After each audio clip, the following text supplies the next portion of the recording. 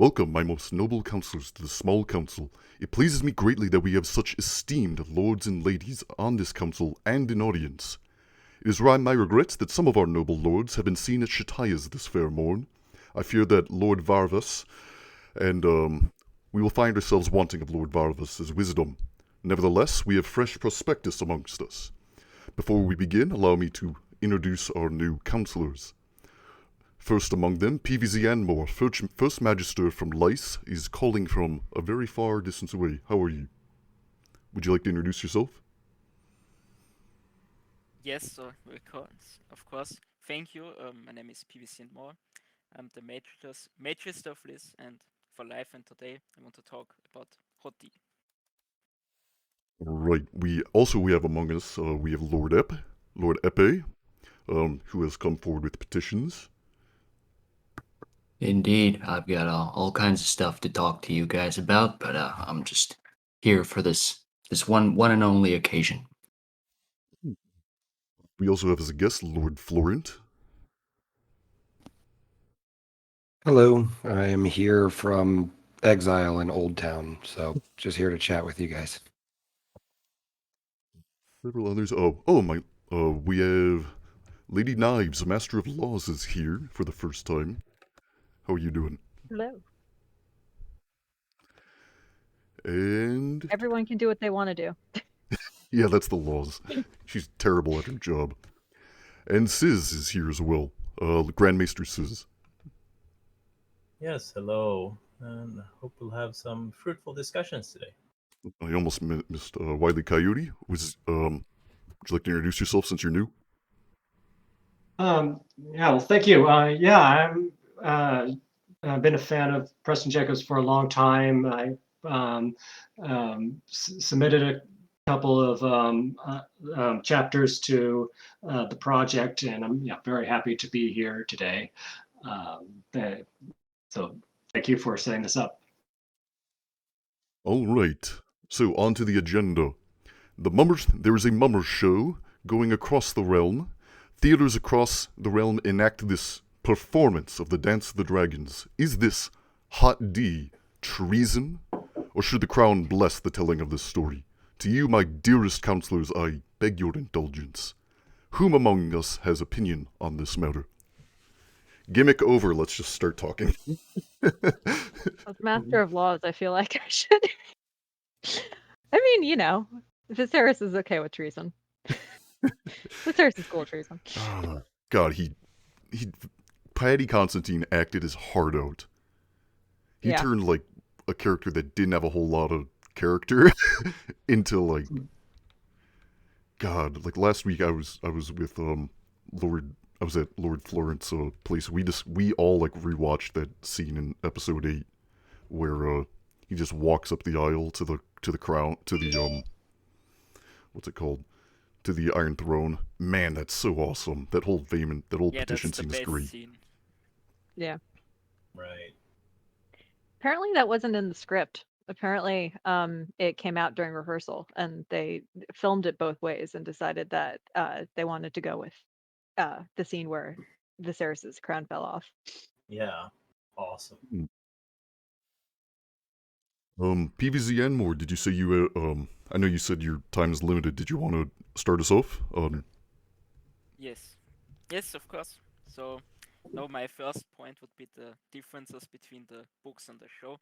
I guess, like you all noticed, there are many differences between the books and the show. I mean, not as big as like in season 5 of the other show, but they are significant.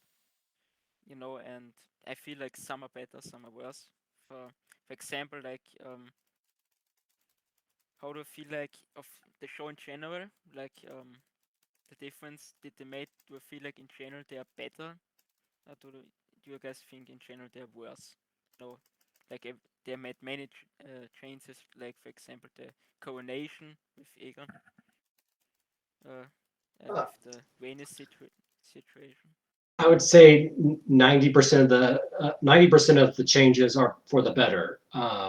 10% of the are for the worse. I think, like for example, making Alicent. If you start from the beginning, making Alicent and Rhaenyra the same age or close to the same age, that's an improvement in my mind. It makes the story better. Yes, I can agree, because like it makes them much more interesting dynamic, because like in the books it just seems like on at first they are good stepdaughter and stepchild. They have a somewhat good relationship, but not that great. So it is not as tragic as it is like in the show, where they are like best friends, I think. Yeah, making them best Or friends is a good very idea. good. I mean, are they best friends? I would say there's some sapphic undertones there, if we're being honest. Yeah, I probably. mean, I mean, they I mean, certainly played certainly, it that way. yeah. Yeah, And I believe I did the, never see them that way. No?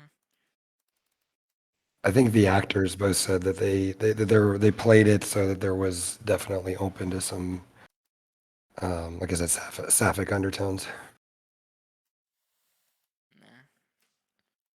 I don't know. I saw them just like really close friends, but I feel like that's for interpretation because of the good acting, So like Actors do can't. weird thing. Sorry, yeah, go on. Yes. No, I was finished. Actors do like weird things to get like in character sometimes. Sometimes they're not the most reliable, like the as much on like the story. Like a lot of them like don't pay too close of attention, and they just kind of they sort of get their opinion on the day, and they think about all sorts of crazy things. Like They have to Rainey's. they have to think about it like from the top down. They have to think about what their character is doing, what their character is feeling. They can't really all the time think about how their character fits into a larger narrative. Yeah. I would say that probably half of the actors, or I don't know, I'm not sure, but I would say at least some of them probably didn't read the whole book. None of them read it. I mean, I mean, None of it's the a Game A of couple history of them book. read it. I'm not sure. None of them. One of them read it. I saw I the don't- Game I'm of Thrones not- cast. None of them read that. Like, there's like a big panel. There's like they went down the line of like 30 of them, and some of them said that they read Kit their own Harington characters' wa- stuff. Kit Harington read it, but He like said no one he said else Oh, he read did. John chapters. No, I talked about I talked about Hoti, Like I think in the show I felt that Emilia Clarke read every book before she Yeah. acted in the season, I think, and the Barristan actor read all of them. That's I know. Yeah, of course I'm exaggerating, but I do think, I mean, Hot D, like, Fire and Blood is a slog.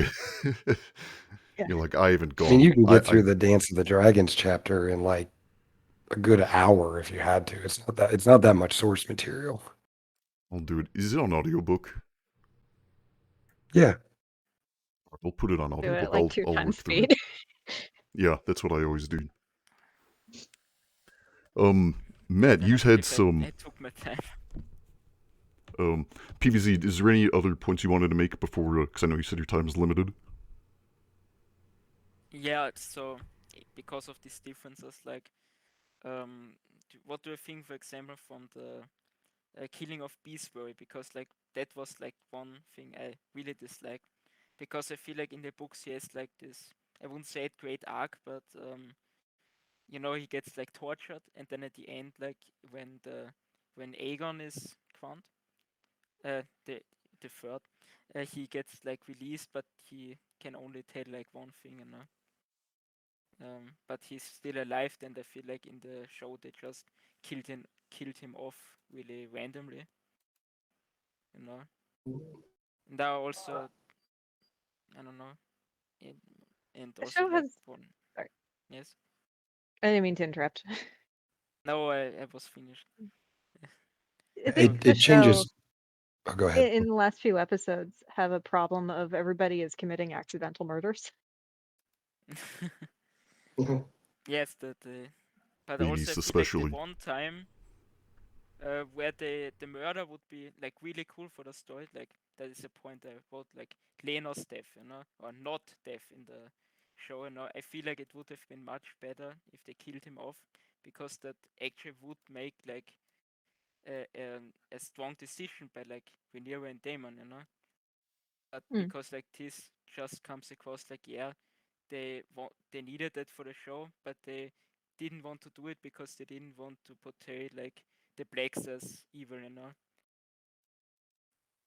like that it come across as that, because I would have found it like much better if you can like argue about that, if are they still, because like I feel like no side should be like preferred, because I think like in the show like the blacks are clearly like somewhat preferred. I mean, even in the books they're somewhat, but you know what I mean, right? Yeah, I would agree with that. Yeah. And in conjunction Matt, with you were that, you were saying earlier, like you had a point earlier. Well, I mean, if you're talking about changes, I mean, one of the sources in Fire and Blood says that Kristen Cole violently, opens Beesbury's throat, and it's a very intentional, like purposeful action, right? And there's intent behind it, and that really leads into the whole Kristen Kingmaker philosophy, where it's his intention, and by making it almost an accident where he's telling him to sit down, it kind of washes Kristen Cole's hands a little bit of like I mean, he still killed a guy, but it's manslaughter versus murder type deal. And when you go about like to PVZ's point where you're talking about, they're kind of almost afraid to make some characters seem to like go over the line to make a character seem like truly evil versus everybody's got to be complicated and gray. So I like some of those changes. I think some of them are good, but others, I mean, you got to have somebody that makes some definitive decisions, and it seems to all be they're putting all the bad on Otto Hightower, it seems. And while Otto Hightower is like certainly not a completely good character, I don't think he's the only one that's totally bad.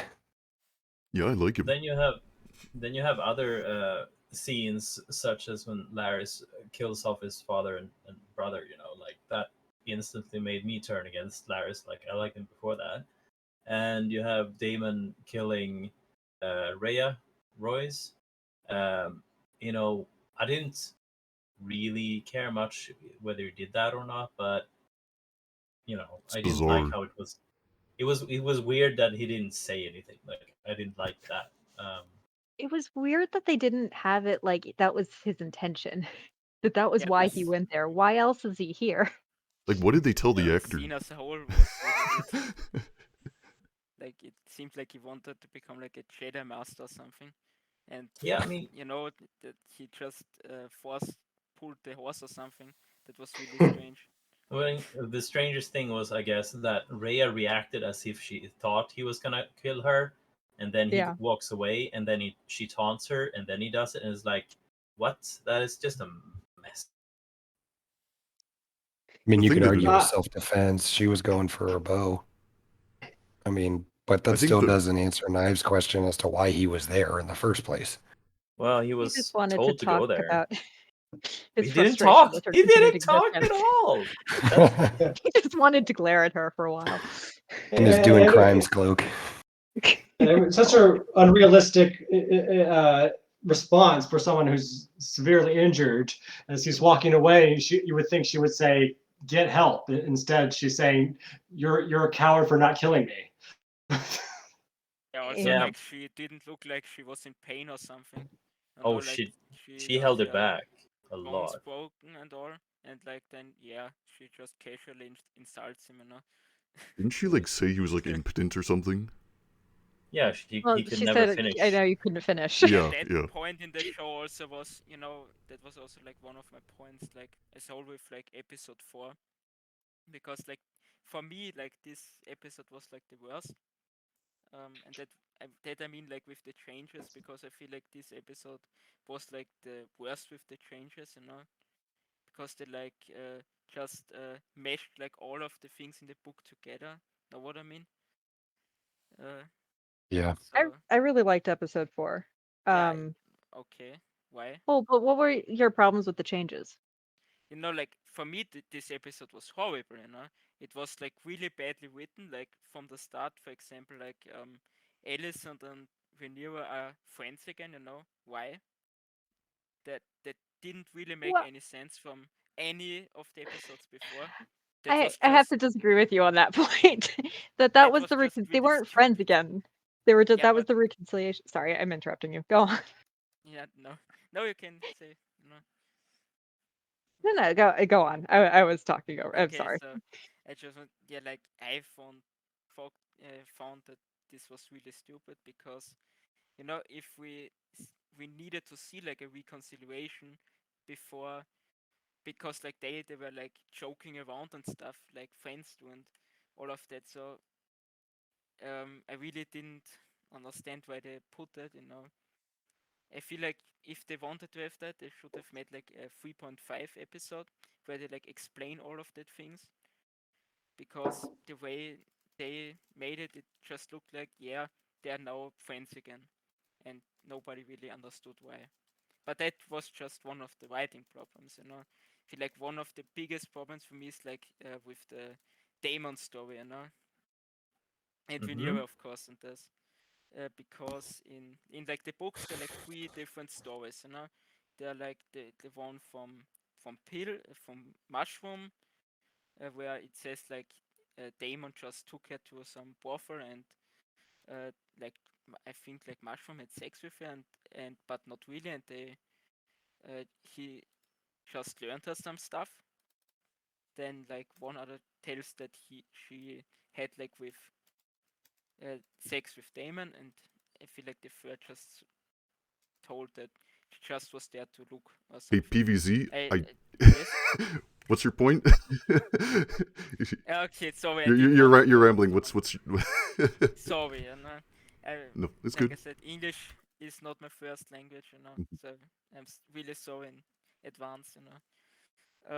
My point was that I didn't really like how they meshed the three ideas from the books together to one that didn't really make any sense. For example, why is Damon all of a sudden like, I think or what is impotent? Incontinent. Incontinence. Thank you. In the show, no, it didn't really make any sense because it didn't really get brought out after that. Because like he then has two children later, with Bela and with Well, you Lily. can. No? I mean, Yes. I don't think Yeah. Yes. being So gay is like that big of a hindrance. Oh, what? Uh, you could. nah, Damon is not gay. What talking about? Or in, I'm sorry. I don't really oh understand your point. never mind. Uh, I thought you were saying he was So gay. no, PVZ, yes. how would you? So you mentioned that there's three perspectives. There's the true telling. There's mushroom, and then there's Orwell and everything. So the um, in a visual driven narrative where you have to have a true telling. How would you handle differently having those three narratives? I mean, I think that they did a decent job in a couple instances, like the air for a day. I think is better than the book, because in the book it's Yeah, like of course. it's just kind of like, well, it may have been this person, it may have been that person. He might not have said it. He might have said it. But in the show, it's a little more complex. It's a little more deep. It's you know, Damon feels like he's being pushed away, but at the same time, Viserys feels like his family's not there for him. So I think that that's a pretty good melding of kind of what's going on. And I think that other than really kind of picking different of the three narratives for each scene, how would you recommend they have done it differently then if you're pulling out like which telling do you think should be the true telling then? So first of all, I feel like the showrunner should have just chosen one of the ones. Like, I didn't, I don't want to like specify, but if I personally would have made the series, with what we got, like I would have probably included like Sir Christian in like a later date, or probably not at all like in that context, because that was really never mentioned in the books. In the books it was only mentioned that like she or her or him were like interested, but one of them rejected the other, you know? And in the show, you know, they made it like they had like this whole romantic relationship, you know. And I feel like personally they should have either like just did what they did in the books, like the Daemon teaches her something because she's interested in Kristen Cole, you know, or don't because it just really came across as random, or I don't know how to say it in English, that that she like fucks wants to fuck Damon, you know, and then later decides like after 5 minutes, you know, Kristen is also good, you know, you know what I mean? Like So you prefer mushrooms version of events no, where no. So personally, I would prefer like I think like it's Constance, or I'm not sure who said it, but that she just had sex with Damon, you know. But okay, yeah. but what I would think would work best in the show with like what we got later would be the other telling, you know, because like then it also really didn't much sense that they never talked in like 15 years after that. No, they only or 10 years. I'm not sure. How long is the time jump between episode 5 and 6? I'm not really sure. Yeah, those time jumps But were crazy. yeah, the It's time hard, jumps were the yeah. biggest problem of the show. Well, Now. 13 years or something? We'll Yeah, compare it. like yes. Well, if we think about the books, there's like different accounts of how Cole it was originally a supporter of Rhaenyra, and then they had a falling out. And there's one account says Rhaenyra came on to him and he dissed her, and then there's another account where Cole came on to her and she dissed him. And I thought this was actually in my head canon how it may have turned out is that they actually did have a romantic affair or a sexual relationship, and then that fell out later on. Even though it doesn't spell it out in the books, that's kind of like how I thought was a plausible situation. So I was actually happy to see that kind of play out on Yeah. TV. And yeah, and like that. I think that was also really good, like in the fifth episode, you know. But it didn't really build to that, you know. Because if they should have built to that in the fourth episode, you know, they just wasted that with, like I said, if they wanted to go that road, then I think it would have made much more sense to just go with like the mushroom road instead of having this like convoluted thing where she like essentially loves Damon, but then like after like 5 minutes decides no, Kristen is also good. Know what I mean? Because Damon suddenly has incontinence problems. Like that just didn't really make any sense from what we knew about Damon or anyone, you know? Like The way I even in the yes. kind of interpreted it is that, well, one, I mean, you've got Damon has kind of been grooming her for probably a number of years at this point. And then you've got the entire episode beforehand where they're hunting. Kristen Cole and Rhaenyra kind of go off alone, and I mean, I don't see sparks when they're doing that, but they certainly have some moments where they seem to agree on some things, and then fast forward to you've got Daemon taking her out to the brothel, and she gets her all riled up, and you know everything, and so she comes home, and it's like, well, you know, I want Daemon, you know, but he left me, and then Kristen Cole is the next best thing here, and so now they're in this kind of awkward like relationship where she just sees him as, you know, like, hey, this is just a hookup kind of thing, and he's a little more honor bound, and so from the sense of the show, I mean, it's convoluted, it's a little clunky, but it makes sense to be that Kristen would, you know, spurn her. Now, I mean, I think it's a little wild that he's still furious at an ex-girlfriend 10 years later. I think that's a little weird, but I mean, from a narrative standpoint, it does kind of make sense, and it's not too totally outside what the books are saying, because I mean, Kristen Cole does break Bone's collarbone and, you know, kills Joffrey Lonmouth in the tournament. So I mean, like, he's clearly upset in the books, and I think so what I'm saying is what happens isn't outside the realm of possibility, I guess, based upon what little actions we know Kristen Cole took in the books. Yeah, but like I said, like from a viewer point of view, if you're like a watcher of the show, I didn't really think they made that like really good, because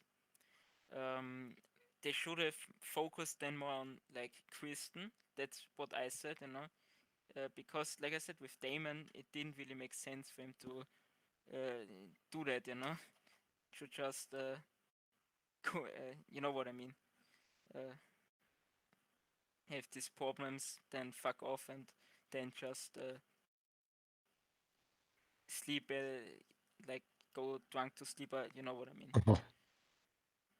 I think what you're saying is he's only has impotent problems when the show writers decide he needs to have impotent problems. Yes. Yeah, I and think then that's he what- doesn't yeah. have them later on because now the writers he's overcome them because the writers want him to at that time. Yeah, because he has to have kids at that point, right? You know, because the source material says he has to have kids. Also, it's not like in like the 7th episode, it's like not a problem anymore, So. Well, I mean, my interpretation of it was not that like this was an ongoing problem with him, that it was a situational thing, that Yeah, he, but you know, why? because why? Yeah, why? there's There was it's a like difficult no moral reason. situation.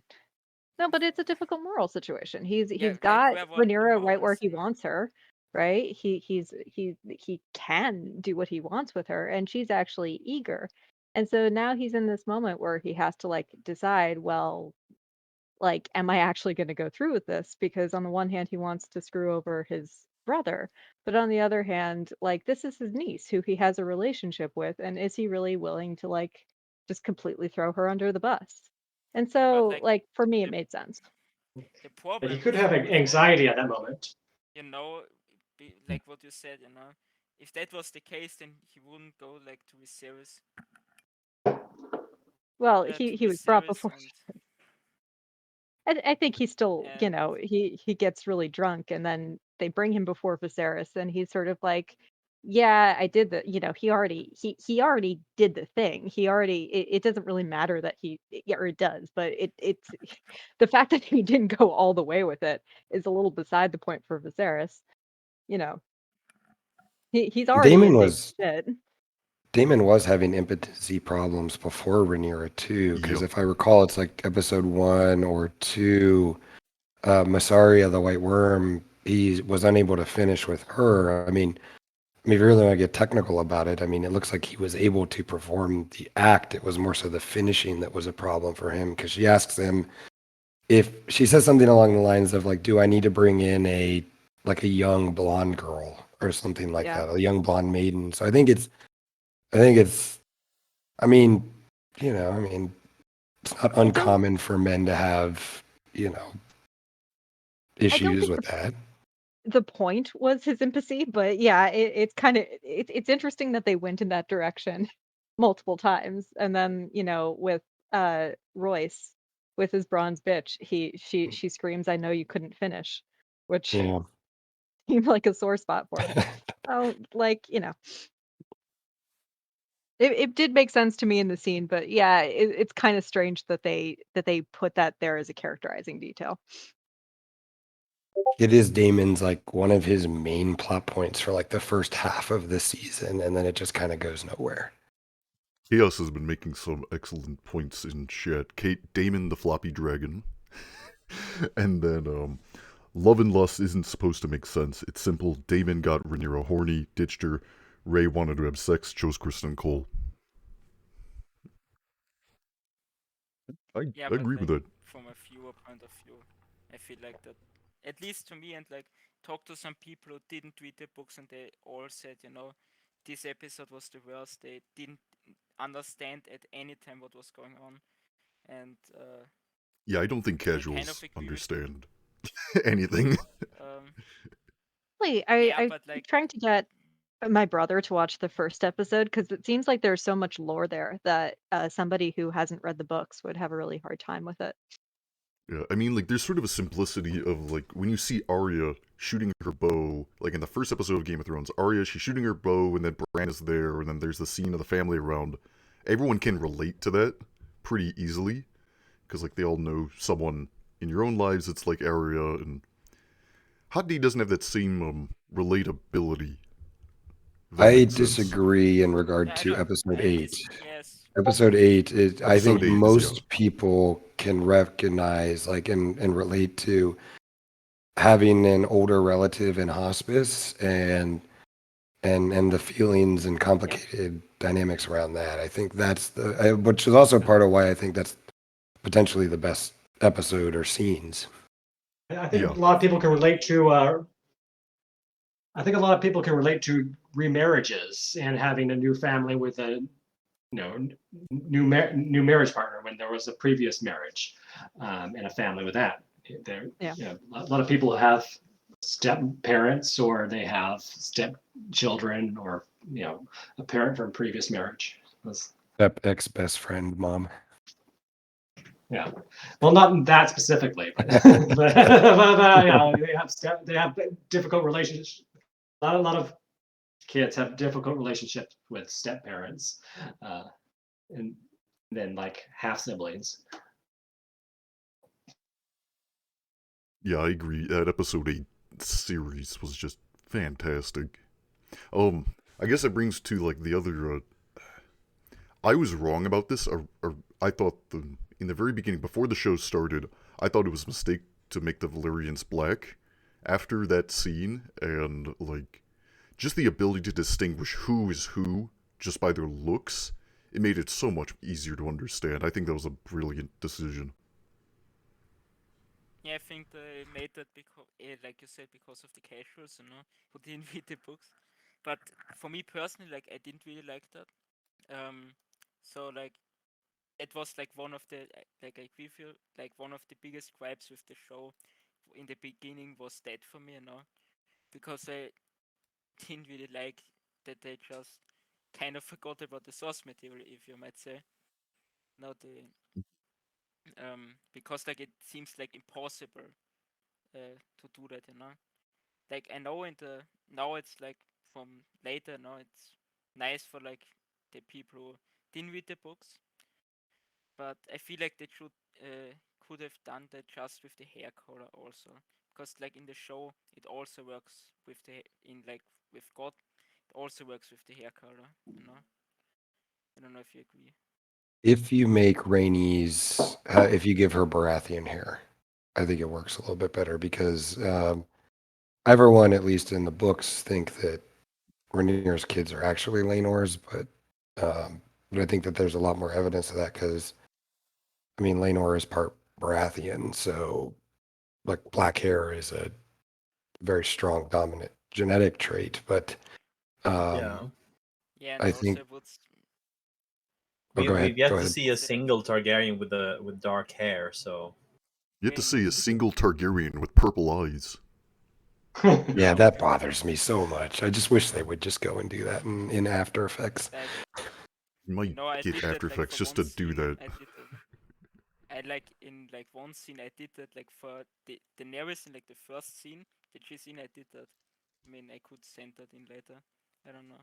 Yeah, Danny's first scene is her, like, it's like it's a close up of her face and her eyes, and they're not purple. Yeah, like, I did that. why, why skip that? More but CGI like, budget for the dragons, man. Yeah, but it's not that hard. Like, I did that in like 10 hours, and like if you had like a small team, I feel like you could do that scenes in like 7 days. Like, that's Yeah, not for the that entire hard. series, probably.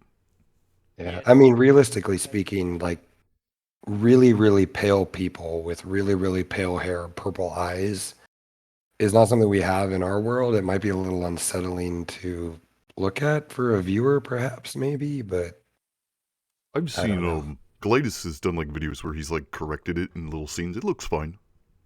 Okay. Yeah. Have you watched Gladius's videos?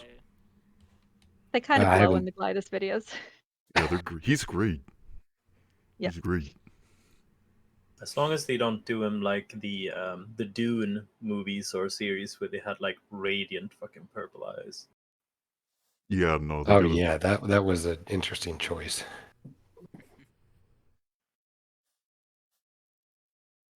Anyway. D&D talked about they wanted to de-emphasize the fantasy elements. Oh yeah.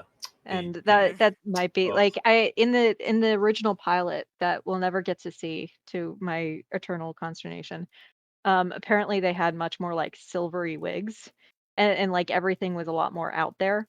And so one of the things when they were dialing it back was they made the wigs look a little bit more natural, like it's more white hair than silver hair. and people and still they lost the complain plot about line. the wigs. Mhm. But I kind of hope they maybe release the pilot, in like in the future, like on some special DVD or something. I hope. Yeah, apparently George has a cameo in that. He said it involved a lot of funny hats. I would love to see that. I would pay so much money to see that. Oh yeah.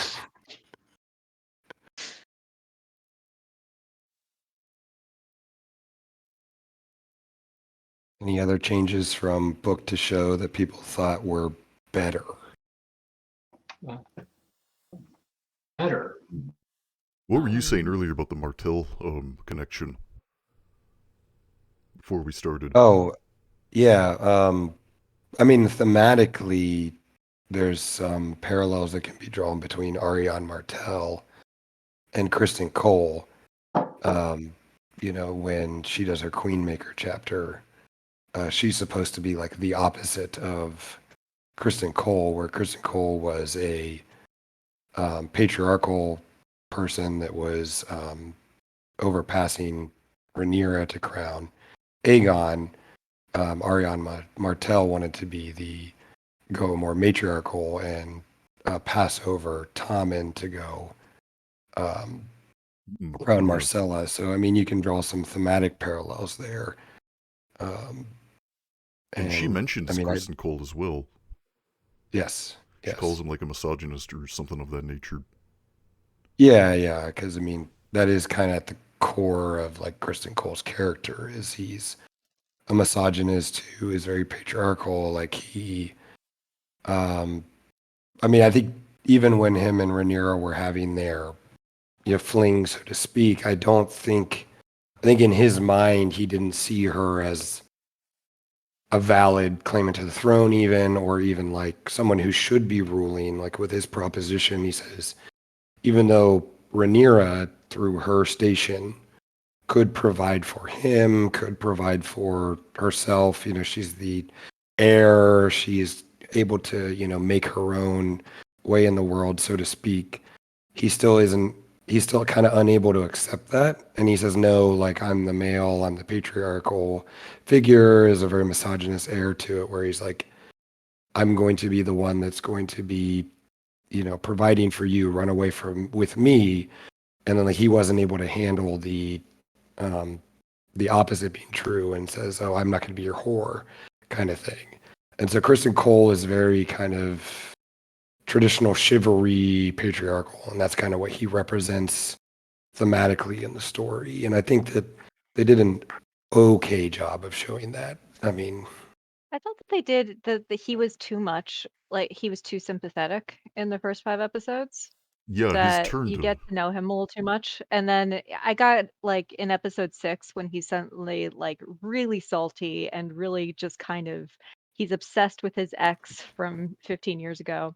I thought that I got kind of whiplash from that because I felt like where they were going with it, at least in the beginning of episode 5, before he beats Joffrey to death, that like totally.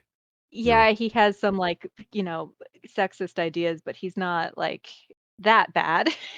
And God, suddenly, I yeah, no, he forgot that he really is. killed Joffrey. That I blocked that out of my brain. Yeah, that was terrible. Yeah. Well, God, that was- that was Like with Kristen, like I found that like a little bit understandable, like what you said with the whore part, like because like for him, like he would have married her, because like she would have never could have never married him, and like he was like deeply troubled within him because he essentially broke his vows, dishonored himself. Know what I mean? Like, Yeah, they got a great, like, complicated character who's got all this, yes. Like the heart in conflict with itself. Like, he's excellent in that regard, but they just turn him into a psychopath, like, so randomly, Yes. and... I mean, Then he I think just is I think angry.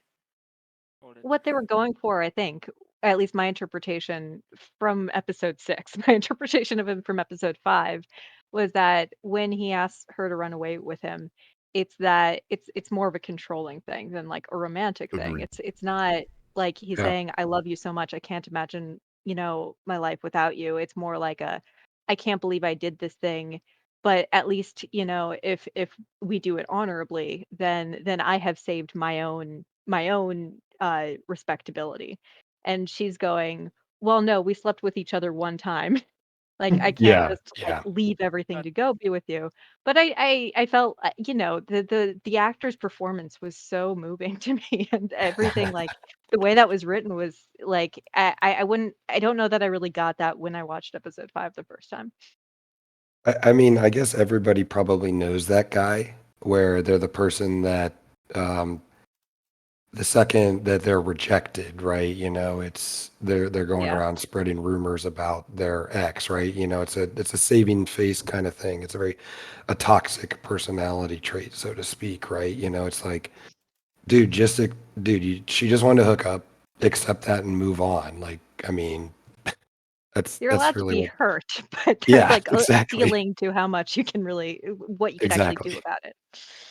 Yeah, like maybe go to Westerosi counseling and maybe talk about those feelings rather Right. than starting an entire generational war. I mean, Yeah, but like Get some therapy. I feel like you missed this like for him that wasn't really that, because like now because of her, like his life is on the line all the time.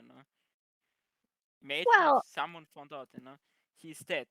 Like I feel like she would at most, like for real, get like a slap on the wrist. Like even I though mean, it's like that big, even if that would be found out, like nothing would really happen. Most she would be like discredited a little bit more, but I think honestly, there's like even definitely if I it's think made there's definitely a that, disparity in power.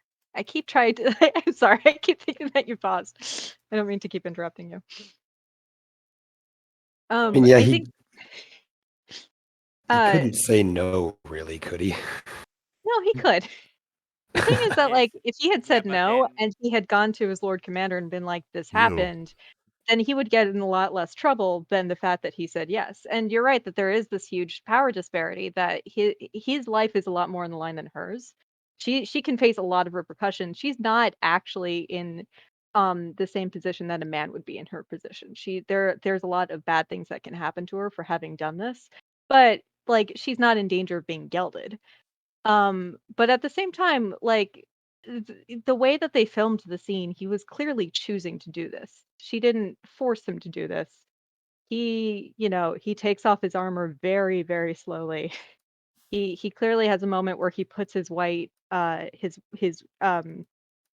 can't think of words. It's cloak. His white cape White down. cloak, Thank you. symbolically putting aside his honor to do this. Right.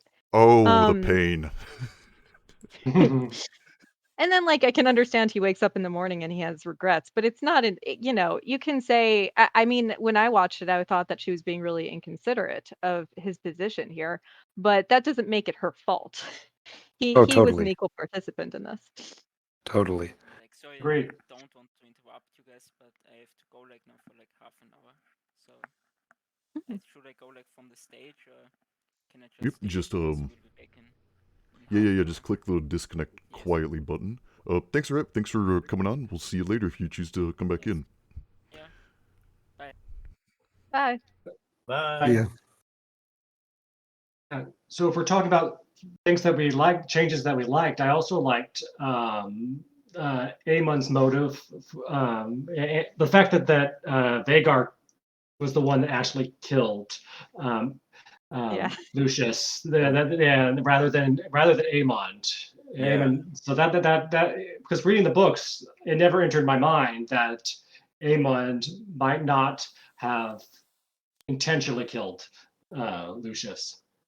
I mean, I think the reaction from Aemond was really cool. Not Aemond was really cool. You know, he felt regret about that, and so like, but it could be either because the kid got killed or because the dragon got killed.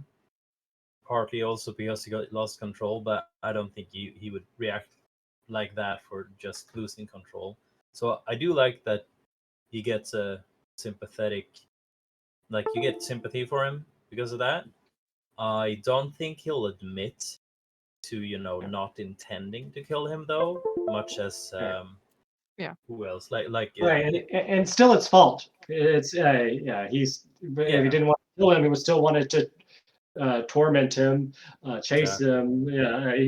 Yeah, so there's he's not guilty of first degree. He's guilty of manslaughter with malicious intent. Yeah, because like, what did he expect to happen? I mean, he's got the largest weapon that exists in the world, and he's chasing after her. Well, that's the thing, right? Because as they said before that, they haven't used dragons at all in Westeros, like against dragon versus dragon. But they know it was bad in Valyria, and the Rhaenyra doesn't want the whole nation to burn because she's putting dragon against dragon.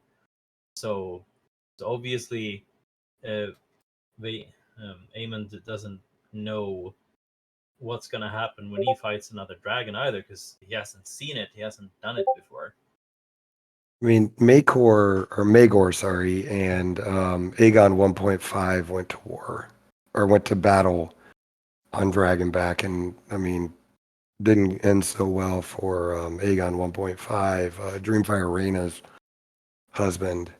So I mean, that's really, you're right. That's really the only example they have in Westerosi history where dragon fought dragon. And that's still generations before this happened, so it's not like they saw it happen. Yeah, like it's old history. I mean, it's also. Oh, go ahead. Yeah, I also like the change in the show that Aemond didn't mean it or didn't think it through what was going to happen, and Sis brought up a good point about how this will impact him going on in the future. I remember two different things from the source material, in that his brother welcomes him really with open arms back when he hears his tale, like, "You've done a great job, brother. You're a real dragon rider." But then there are others who call him a kinslayer, and he reacts like really strongly to this. So it has this duality to it, that he gets this love and respect from his brother, but then sort of hatred from other people in the fringes, and he has to sort of manage that, whether to take the appraisal and the hatred for a thing he didn't mean to do. Yeah.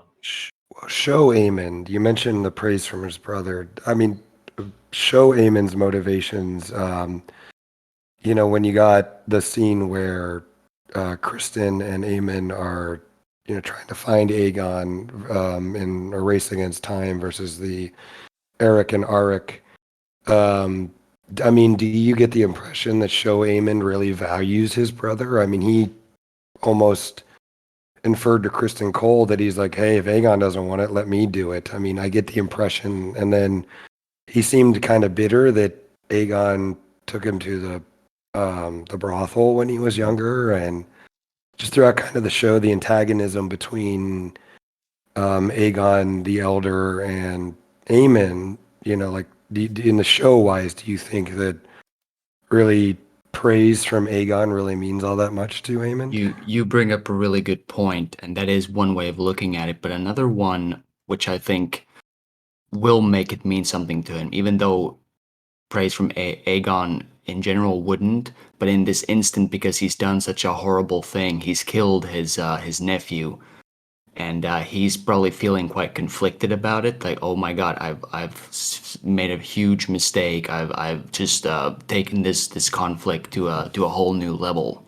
You've used a nuke in a war. Yeah. So I think the reason why the praise from Aegon will be meaningful to some degree is that he is conflicted, and he is afraid that he's made a massive mistake, but then he gets this sort of pat on the back, like that attaboy. You've Yeah, that's a good point. Yeah.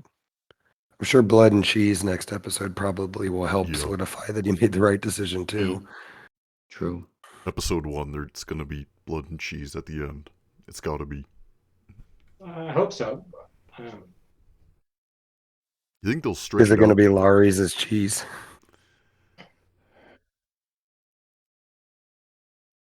Hope Larys is not cheese. Really? Really? I mean, I don't think. I know Preston Jacobs' ideas that Larys is the same as Varys. I see them as different characters, and so I don't. I mean, it would be weird to me that this is a whole that he's faking his foot. I mean, I would prefer the foot be real. Just so that's just me.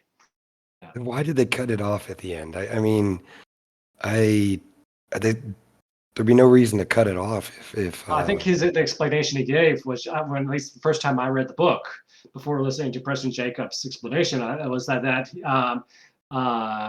he just hated the foot so much that he doesn't want it attached to him when he's buried with it. That's the explanation he gave, and I just accepted that explanation. Okay. I mean, I see Preston Jacobs' theory as plausible. That's not one of my favorite theories that he has. I mean, he would have had to fake a clubfoot from like a very young age. I mean, it's something that like they know someone's a clubfoot when they're a baby. So, Born with it. yeah. So I mean, that's a pretty long-term commitment. And then the other thing is other than just being an agent of chaos, because I personally see Larry Strong as a combination of Varys and Littlefinger, and that's where you get the L from Littlefinger, the Varys from Varys. So it's a mashing of the two. And other than just being an agent of chaos, Larry Strong doesn't benefit from the blacks in any way, really. I mean, he benefits from the greens in a lot of ways. He gets stature and station and and things along those lines. But you never really see any reason. The blacks never reward him at all. At least it's not in the source material. Other than him just, chaos is a ladder type actioning. Or if you believe that he's just pro Maester, then that is another plot hole in him being, kind of a cheese type figure, or, really kind of, working for the blacks. I mean, I don't know. I buy it. I think it's possible, and I think it's a little more interesting than he just disappears and then comes back. But yeah. I heard a theory that he's a green seer and that he's warging all the rats, and I love it. I don't know that there's any actual evidence for it, but it's now my headcanon. Same. Yeah, I they did love spend, that. That works for me. I like that one. the show did spend a really strange, large amount of time on the rats or the mice this season. So I don't know. I think the symbolism should count for something, or they just filmed all that for shits and giggles. But I don't know. I remain on the fence about the whole Larys Oh blood and no, cheese thing. the mice are definitely there to show the corruption that goes on. The decay of his body, the rats in the house. That's all a bad sign of corruption. Mm. Yeah, definitely. But also, like, Larys is warging them. Changed my mind. Yeah, but if Larys is cheese and he's doing the blood and cheese attack on the queen, and I mean, Alicent's there in the room with her daughter, and so I'm just trying. It's just pictures in my mind that you would have Larys with a big mustache pretending to be someone else. Yeah. It just Yeah. sounds silly to me. What about a She Glamour? should- that yeah well that I mean in the books I guess that's plausible that could happen. We haven't seen that Glamour established as something Larys knows anything about in the show yet, and I think you would need to have established that. I by don't know now, how well but, you know, glamours work. Like, Duncan the Tall is fooled until he gets real close to Maynard Plum. yeah, And Duncan he's a pretty smart person. I mean, Melisandre says, glamorous fall before keen eyes and, smart-witted people. And Dunk's pretty smart, and Bloodraven seems to be able to fool him pretty well. Dunk Yeah, the lung, well- thick as a castle wall. Which again, I find so ironic because Duncan is one of the most sage characters George has ever written, and he calls himself I an idiot agree. all the time. I agree. I think that's one of the best things George has written, and I like that whole thing as well. it appears that Lord Aegon is in the chat. He wrote a message a little while ago. I'm gonna read it out. He says, "I think blood and cheese will be a consequence of Aegon not ending the child fighting pits, or sending people to kill all of his bastards. It has to be a Massaria, an eye for an eye attack, and a reprisal for the fire too." Oh, I can see that. Yeah, that Makes makes sense. total sense. Yeah. Yeah, that could work. Aegon's Makes trying sense. to get in here. He's working on his mic. He always has crazy, interesting, things to say. Yeah, I've noticed that too. Like that sometimes, Yeah, sometimes they're he like has a different really, take. really, yeah. Like he has a real mind for that. I think I admire that. Sometimes it's like really like you feel like you're mainlining on the secret truth of the universe when you read his stuff, and then sometimes you're like, this is something's wrong with you. I don't know what you're smoking. But it's strange. He's very prolific, and that's why sometimes they hit and sometimes they don't. But we'll see what happens. Speaking of the fighting pits, was that supposed to be Game and Pale Hair? I believe so. At least a lot of people seem to. And there's the whole thing in the intro scene with Aegon's Bloodlines 1 is sort of veering off to the side. Okay. To something like that. I haven't looked at it too keenly, but I've just heard people sum it up that it's like so they've cut like one of his children apparently, and then Gaiman is like the bastard bloodline. Okay. They cut one of the twins, right? Is that who it is? Perhaps I'm not gonna go and say. Has anyone heard the theory that Aemon is actually the father of Helena's kids? Yeah, And I true. kind of love it. I love that one, yeah, because there's that one scene where like Aegon is disappointed he has to marry her, and Aemon goes, "Oh, I'll do it." Yeah. Yeah. True. And then when it was like when you go see Helena's children, Aemon walks in, or somebody mentions Aemon, and she goes, "Oh, daddy," or something like that. Like so. It's just kind of like, oh, okay, I buy it. I've missed that "oh daddy" thing, but I definitely, in the dinner scene, Helena obviously says that her husband ignores her, so that sort of lends credence to the fact that Aegon has never ever even had a like romantic, erotic thought towards her. It seemed like he's like thoroughly repulsed He says that by he ignores her. her unless he's drunk. Oh, okay. Well, then that's not so clear cut then. But Yeah. yeah, I do like the theory as well that Aemond is the father. Helena's my favorite character in Hot D. Oh yeah, 100%. Oh, 100%. Although you kind of have to wonder how it's going to change Blood and Cheese, because can she predict what's going to happen? That's a good idea. No. Good question. So she's a dreamer, right? So she's like, Bloodraven mentions that some Targaryens are dreamers, and then I think it was somebody else, Viserys, I think, mentions that in the show. He mentions, he's like, oh, some Targaryens are dreamers. I thought maybe I was. And so Helaena is just Helaena is the dreamer of the series, I think is what they're trying to say, right? Yeah. Does Well, she I mean, know I that she I can thought see the that future? no. Well, or I don't know that maybe she knows she can see the future, but I don't know that she can like communicate that these are visions, that these are legitimate. There's go on.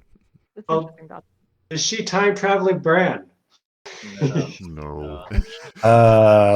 She might be receiving visions from time traveling Bran. How far back do you think time traveling Bran can go? I don't think he goes back before his conception to alter events. I think he maybe watches events before his conception, though. Oh, for Yeah, sure, we sure. watched things, sure. I think I that's mean- confirmed. In the Game of Thrones show, he said his father's name out loud, and his father looked behind him. So potential. They might Oh. just be copying the way he like whispers to like Theon and Ned in the other chapters and just continue that idea. I don't know if that one was from Probably. George, but it could be.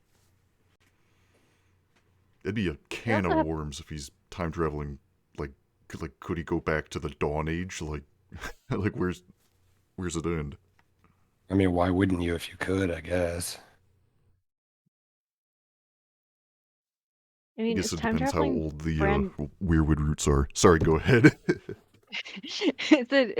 Is book time traveling Bran different than show? Show, I mean, I didn't love how they handled show time traveling Bran, but I They think didn't they're have kind of show married to time show time traveling traveling Bran. Bran. Well, they did. He, as mentioned, he Well- whispered to Eddard, and then he messed with Hodor. He did the Yeah. Hodor thing, but that's all we saw. Didn't do No, anything else. that's our timeline Bran that was doing that. Time traveling Bran is a The only thing he did after that was he became a fucking savant or something. Yeah. Oh, he knows so much, he's seen so much, and he lost his humanity in the process. But He became the entity that is housed within Bran. yeah, I mean, he Yeah. just became a sentient AI basically.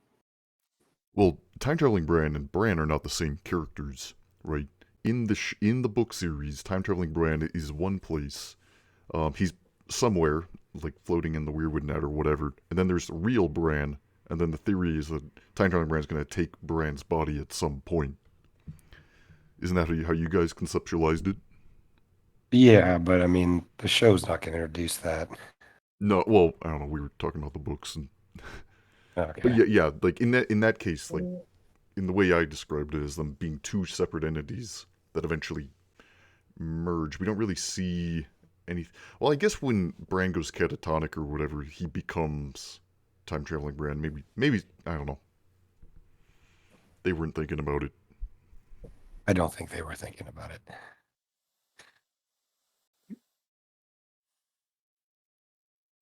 Okay, I think the one thing that we haven't touched on that was a change that I think probably need to talk about is the whole Laenor being alive thing. And the Yeah. implications that's going to have on season 2, later on in the dance, Seasmoke. I mean, Rhaenyra and Well- Daemon still murdered a guy. He was complicit. did. So, Yeah, but he was a small folk. Who cares? yeah. Yeah, the small folk was are an not extra. real people. Yeah. Well, they're going to become real people when they storm the dragon pit. Do you think that anything, the original attack this episode 9 attack on the dragon pit might? Well, I remember right before that we saw sheep, and I'm wondering, is that a connection to the shepherd right there? That's, symbolically perhaps, yeah. Yeah. Was that intentional to, say in the future Well- there's going to be a shepherd? I'm sorry Yeah, we're the talking about Rhaenys- Laenor, but that just reminded me about that. Yeah. I mean, Yeah. the Rhaenys' whole bombing, terrorist attacking the Dragon Pit coronation, it does. I mean, it's problematic, yeah, but I mean, like narratively, but it does kind of feed into like the small folk are like, wow, these dragons are just a menace. They, they eat everything. They burn us. They step on us and all that kind of stuff like that. So I mean, it helps feed into the shepherd's narrative, certainly. They have that moment in episode 3, I think, which is my least favorite episode, but there's a moment where the guy is like, "Oh, look, it's Daemon Targaryen, everyone. Look at Daemon. Daemon Targaryen has come to save us." And then Daemon steps on him, or not Daemon. But I think that the point was, I think that they are trying to lean into how little regard the Targaryens have for the small folk. Yeah, they're definitely going into the Targaryens are weird angle.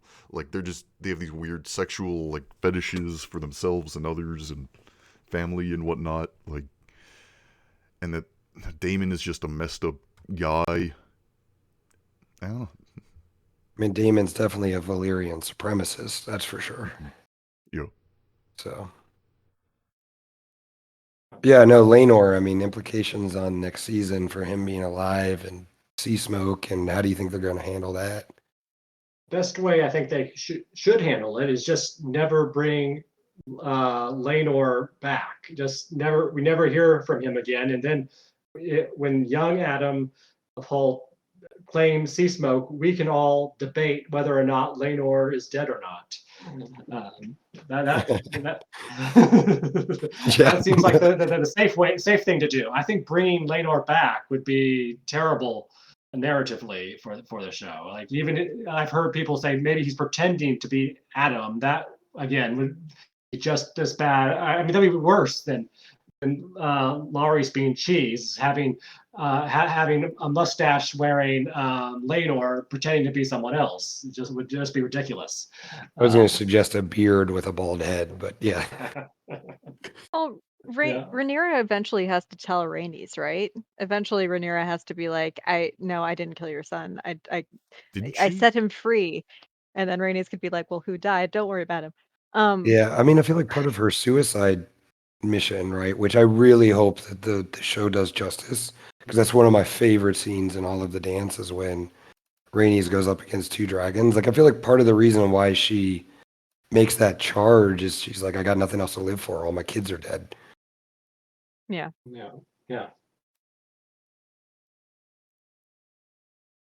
He should I be don't the know. captain of the ship that takes Aegon and Viserys, says Jacob in the chat. But does it work for everybody if you never see him again? And then Actually, yeah, he could be someone who deals with the kids at the end. He could come. Yeah. I mean, I don't think narratively it'd be a good idea to bring him back, because where does Alan of Hull come from? And you have 2 of them. You have Alan and Adam, right? Yeah. Alan Oakenfist, where's he come from? Like, is he... I mean, if they were to bring Laenor back as Adam of Hull, I mean, I could see them doing that in the show. I could absolutely see them doing that. Then you got to explain why this character that was unable to have children with Rhaenyra has now a younger brother. Like, I mean, is that his kid? Like, I'd like, where's that person come from, right?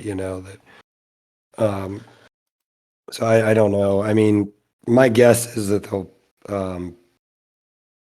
for Seasmoke, they could potentially just say like, oh, to be honest, they're probably just not even going to address it. But you could kind of like headcanon it by saying, well, Laenor's been away for so long that Seasmoke's bond with him just kind of faded. Or maybe he's dead and we don't know. Yeah. Maybe Daemon kills him, or maybe Daemon sends someone to kill him out in Essos, maybe drowned. and just doesn't tell Rhaenyra. The moment he got ashore, Kraken Aaron took him. We have a dragon that we need to. God, we got to bring. I mean, the success rate for Westerosi living in Essos is not very high. I mean, all throughout Fire and Blood, you hear about all these people that were exiled, and I mean, a good number of them just die in the disputed lands.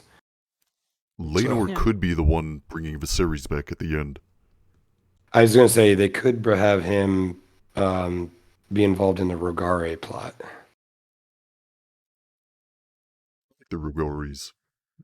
Yeah, so Alan of Hull buys Viserys back from the Rogares and lease, and they could just give that role to Laenor potentially. I mean, but I don't know how far they're going to go into Aegon the younger, Aegon the third's reign. I mean, I have a feeling long they're as just it's going to end the making show at the Hour of Wolf. But Yeah. Well, they're going to end the show, I think, with like the Regency being set up, maybe. And I think in my head, and the last thing you'll see in the show would be like Alicent all alone in her tower saying, "I don't like the color green," and that's basically. Oh, yeah. I mean, they have to include the Hour of the Wolf at least, and Craven Stark. Definitely. Yeah, I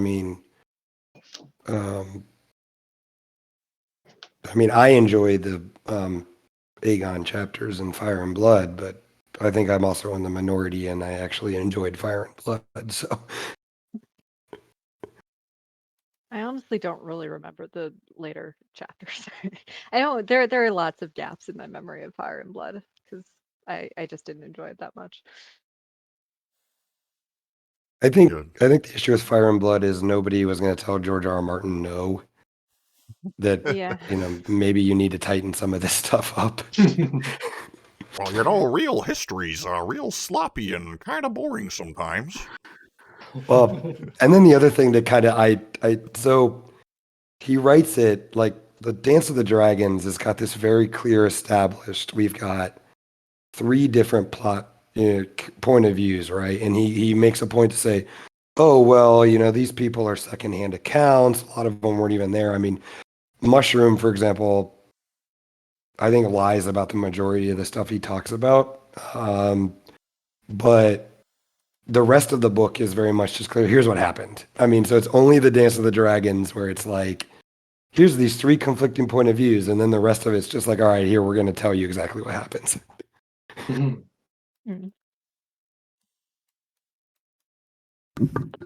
If we go back to the Seasmoke discussion, Roy and F wrote a couple of good points as the fading bond could be a thing, and that they use Rhaenyra and Daemon speculating about it after the fact when Adam claims Seasmoke. They could have Rhaenyra and Daemon speculate, how did that happen? That's not supposed to happen. And then they just sort of do this world building that maybe it's been so long, Seasmoke's forgotten about him, or maybe they speculate that Laenor could have died in the disputed lands. And then from this, I have like a divergent path, which could be kind of silly, but also fit into the Rogue Prince going off the rails, which is that as the red sowing or whatever it was called, where the dragon seeds begin to try and mount these dragons, they get a few successes with Ulf the White and Hugh Hammer, but then a lot of people are trying Seasmoke and they're seeing that it's not working, and then Daemon or somebody, but possibly Daemon would make the most sense, gets this idea and goes to talk to Rhaenyra and says, shit, we're never gonna get Seasmoke claimed because of who is still alive. What if I fly across the narrow sea with Caraxes and take care of him? And then that's what happens to Laenor. He actually does die by Daemon's hand. Because they need that. They really need that dragon. So they say, okay, now it's okay to kill him for reals this time. That's one way to do it. I mean, I think you're right. I think it would make sense. Daemon would be the one to bring that up, because I think the accepted interpretation, what he was trying to do with Vermithor there, was perhaps claim a second dragon.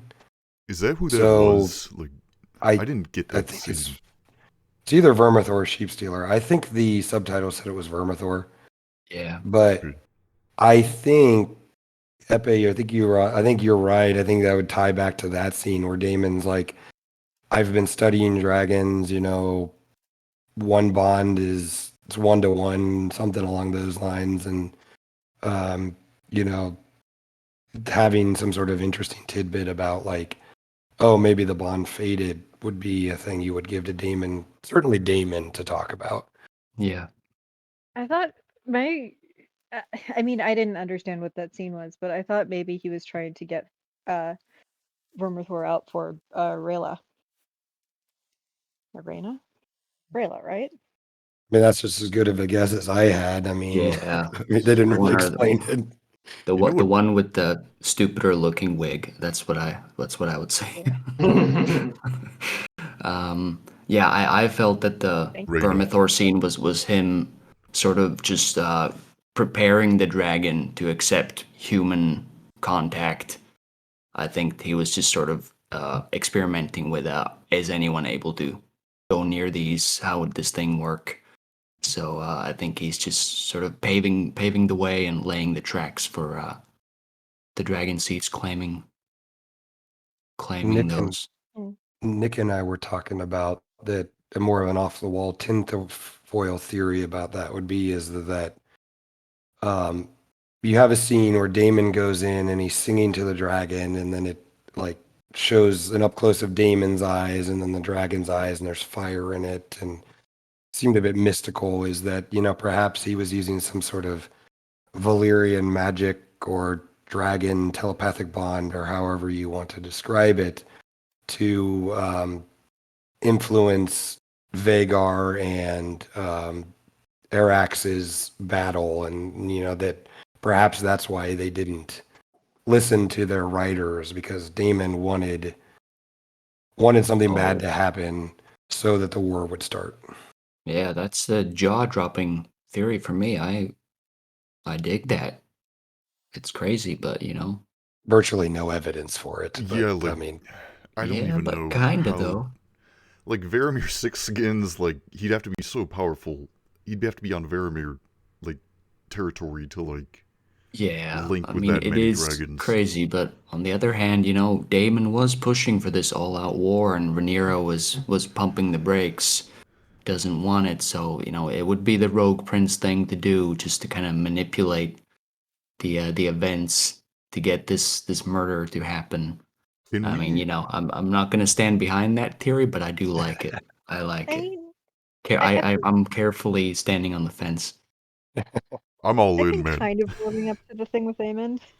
Kinda. I can see where the point is that like you you know, the dragons, we don't control the dragons control us. And you know, there's a fair amount of like in the book, oh god, one of the twins, one of Rhaena the First's twins, goes on uh Balerion, and Mm, oh, uh yeah, there's that big section in the book where the Maester yeah, says, well, you know, did she want Balerion to go over here, or did Balerion go on his own whim? yeah, So I kind of like I still think that like the show has a problem with everybody is committing accidental murders. Um, but I've kind of warmed up to the idea that like actually the dragon, how did we get into this war? Well, the dragons wanted to fight. yeah, That's yeah. a I do agree with you. The or accidental murders are subconsciously. crazy, but I do like it that they're messing with tools that they don't understand. That these, especially when they're young men, Yeah. these dragons, these her power men were never supposed to have, and there is no this sort of overlording mastery over these beasts. They have a mind of their own. And, you know, as George R. Martin said, dragons can't bring you peace. Dragons can help you Mhm. conquer, but they're not really peacetime pets. They're here for war. Well, if you get in George's mind and you think about it as this is the Cold War, right? You know, because George is Mm. very obsessed with like that era of history and stuff, and you know, this is a situation in which uh, like the Bay of Pigs or something like that, or the Cuban Missile Crisis went the other way, and like, you know, the system behind it launched the nuke rather than like even that the people at the Yeah. that actually had their finger on the trigger didn't want to, kind of thing. Then there's also the thought that the um, dragons were just doing what their writers subconsciously wanted them to do. Like, Yeah. Lucerys Velaryon was scared, and that activated the fight or flight reaction from Arax, and deep down, Vhagar knew that Aemond wanted, revenge for his eye or whatever, so. It was a baffling decision to like make it kind of accidental. Like he was Yeah. so furious, like I'm gonna cut out, give me your eye, boy. And then like he chased him with a dragon, and then he's like, oh no, I didn't want to kill him. It just felt like I don't Yeah, know. but when you think about like real world, children and teenagers who bully other kids, I don't think there's a whole lot of planning or strategy that goes into when you start pushing a smaller kid up against a wall and go give me your lunch money. I want your lunch. I want you to drink from this toilet bowl. And after all, we have to remember that Aemond is like under 18. I think like 16 or 17 at this So he's point. like 16. Yeah, Yeah. 16 or 17. So even though we have sort of established him as this level-headed, guy who's like preparing himself, and as opposed to the Aegon who's just this drunken lout. So in that sense, it doesn't really make sense that in this instance he became like a child or a teenager that just kind of went on a weird whim. But I mean, it can still work. That just the issue of his eye. I think it's a bit lackadaisical writing. Yeah, Not maybe the he just wanted cleanest. the eye, and he was gonna send him back a Yeah. message or something. Mm. And it's just the way see how he's it, like- walking across the like Storm's End, and he's like, "Give me your eye, boy," and it's like, An anime villain. yeah, that was the whole room laughed like when he said that. Like me and Fox were watching it with a group of people. It was a good moment. I love the sapphire eye. I'm glad that they. Oh, did it was great. Yep. Were some people complaining about it?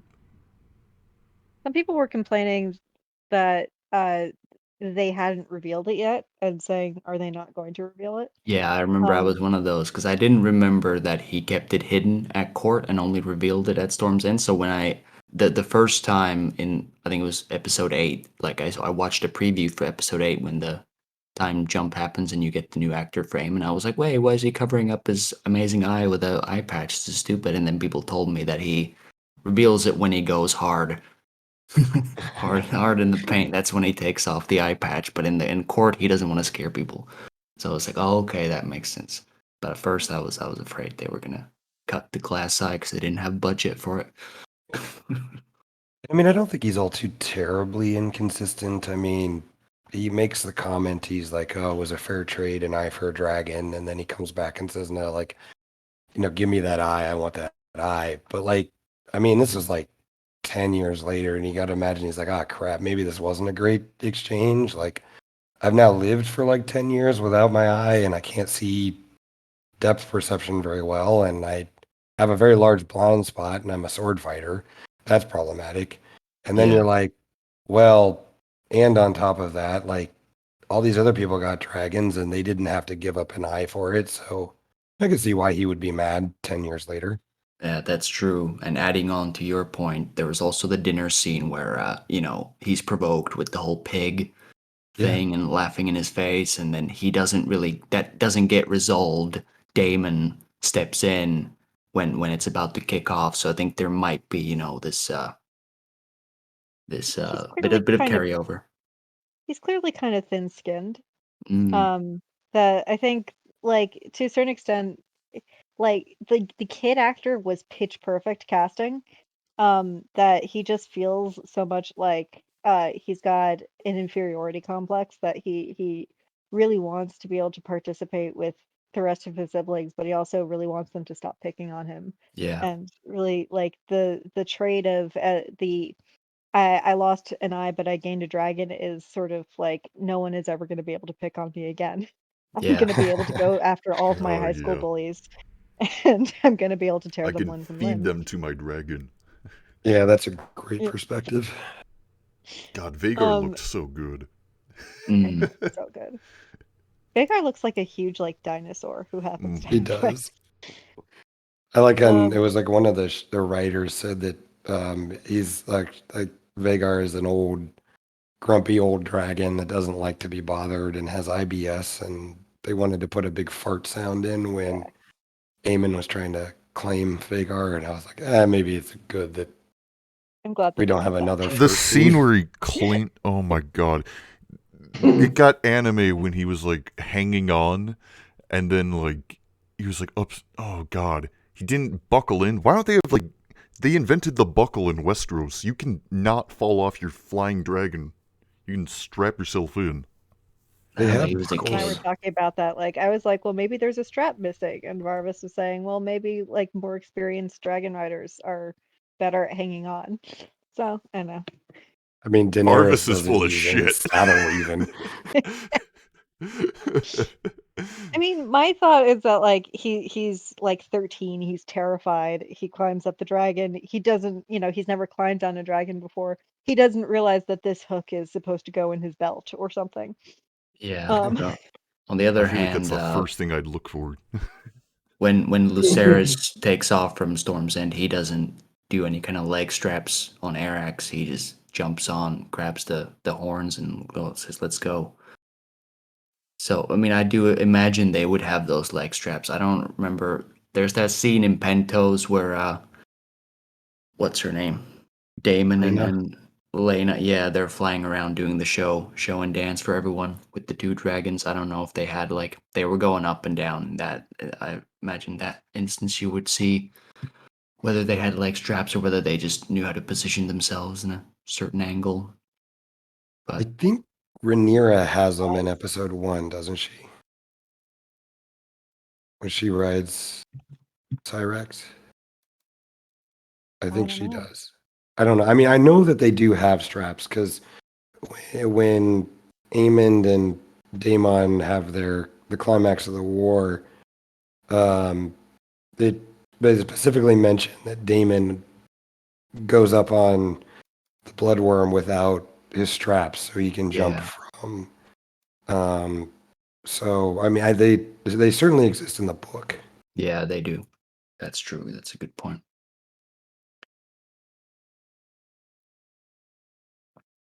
It looks like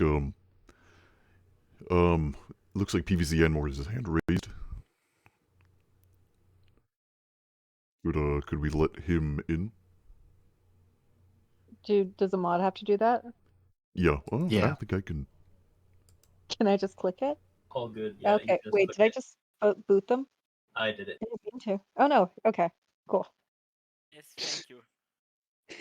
I'm glad I didn't accidentally boot you off. Welcome back. Yeah, thank you, guys, for letting me join in again. Oh, Yeah, your presence so- is always welcome at this council. I suppose now would be a good time for me to present my question to everyone. And Knives already sort of preempted my answer for this. So my question is a two-parter, but it's basically the same question, but just asked in hindsight for season 1 and looking forward to season 2. So what is everyone's what was the character you were most looking forward to this season from having read the source material, and how do you feel like the show did in portraying that character for you that you were most looking forward to? Were you disappointed or really relieved to see it done well? And then for season 2, what character that hasn't appeared yet are you most looking forward to, and how do you think it's going to play out? What kind of stuff can the showrunners do with your most anticipated character? I can start while you guys think of your answers. So my most anticipated for this season was Aemond, and I'll own all of the cringiness that goes with that admission with him being an anime villain. But I don't know, for some reason he was captivating in the source material, and when he appeared, both the actors did a phenomenal job. I would say maybe the Storm's End scene was one that had a bit of a letdown compared to the others, but up until that point, all the scenes with him had been like really captivating to me. I couldn't take my eyes off of the actors, either of them, and I'd say the Aemond mounting Vhagar scene is like some of the most magical moment I've seen put to screen You know, like it's astonishing. The music, the score, everything, the CGI for that was so well done. So Aemond for me, and I give the showrunners like a good 9 out of 10 in terms of filling my expectations. And for season 2, my I'm going sort of very differently than season 1. My most anticipated character for season 2 is going to be Ulf the White. And interestingly, that's because in the books, I found him repulsive and repugnant. And every time he was mentioned on the page, I didn't like the dragon seeds. I don't know. For some reason, he just rubbed me the wrong way. And I think that's a lot of it's down to just the way the book is written and George kind of just, writing this stuff and trying to get it out of the way. He didn't pay as much attention to some characters as he did to others. So I'm interested to see what the showrunners can do with this minor character that was sort of lackadaisically put to the page in this in Fire and Blood. I'm interested to see what the actor can do to sort of make their mark, not only for Ulf the White, but also for Hugh Hammer and Nettles.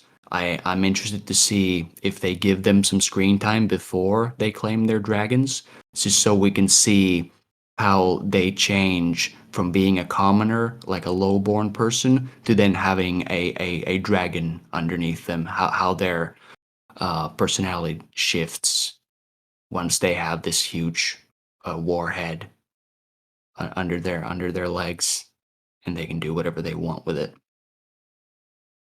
But yeah, let's go around the table. Everyone can sort of give their answers to those two questions.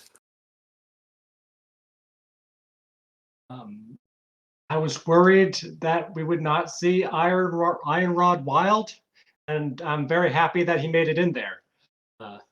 My most anticipated person for season 2 is Cheese, so that he cannot be Larys. So for me, like for season 1 before the season was, my most anticipated character was actually Harris, and it might sound like a dumb answer, but like he was like my favorite character from the whole Fire and Blood book. So I was really interested to see how they put him on screen, and like I was really happy that he at least got some screen time, you know. And for season 2, I think my most interesting character, I think, is Nettles, because I'm really interested to see how they, present that. Because I feel like in the books there are so many theories about her, So like, is she a dragon seed or not, Like some think like she doesn't have any dragon blood. Well, I personally think like she has like is like a quarter Targaryen or something. So I feel like that would be really interesting to see in season 2 how they pointed out, because like in the book she essentially is like the function of House Valerian in the show, to make it clear that also like other people who don't look like Valerian can ride dragons. But that's for me. So the question was favorite, most anticipated from season 1 and season 2. Yes, and for season 1, how do you feel they managed to meet your expectations? They exceeded my expectations. I was not expecting much. The first 2 episodes I didn't really like too much. It wasn't like till like the Well, third I one meant the really... character. What You character? you get to pick a character. character you were really looking forward to for Um, season 1, how they did with it. So name a character and how they met your expectations for that specific character, not the whole show. For season 1, I don't have a good one because I haven't read that much of Fire and Blood. So I am excited to see Nettles. I'm definitely excited for her, but part of the reason I'm letting a lot of you guys talk is you guys know a bit more about Fire and Blood than I do. so that's all I Sorry, got. I didn't want to interrupt you, but so you didn't like the first episode? Um, Uh, I wasn't like into it yet. Like, I thought it was all right, And then I kind of like by the third one, I was getting into it. I like it now.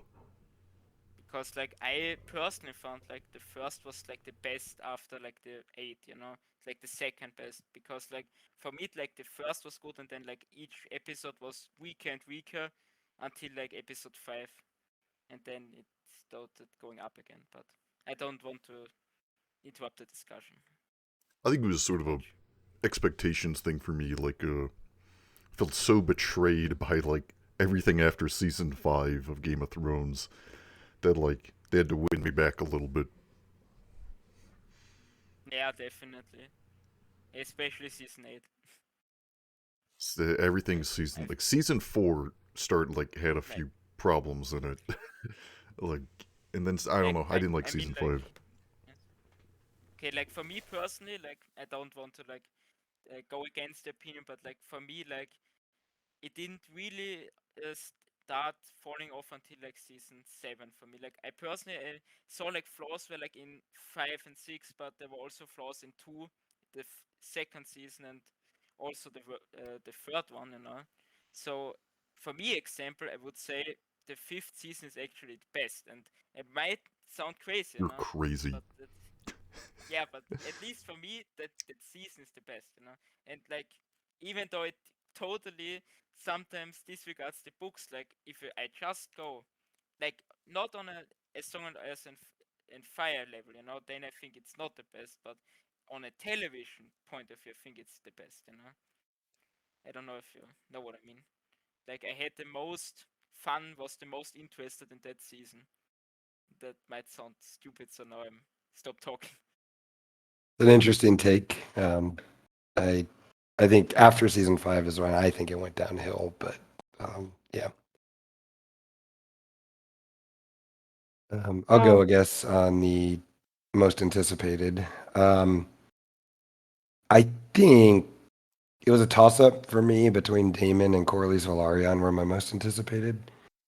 I'd have to give it to Corlys Velaryon, and mainly it was because like Fire and Blood is so written so anti-black and pro-green, but even though it's anti-black, Corlys Velaryon is still spoken of with praise.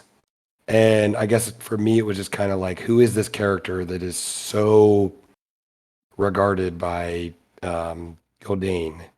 And what did he do that was so great? And why was this character so charismatic and such a titan that, like, even though he was on the black side, that he was still written of fondly?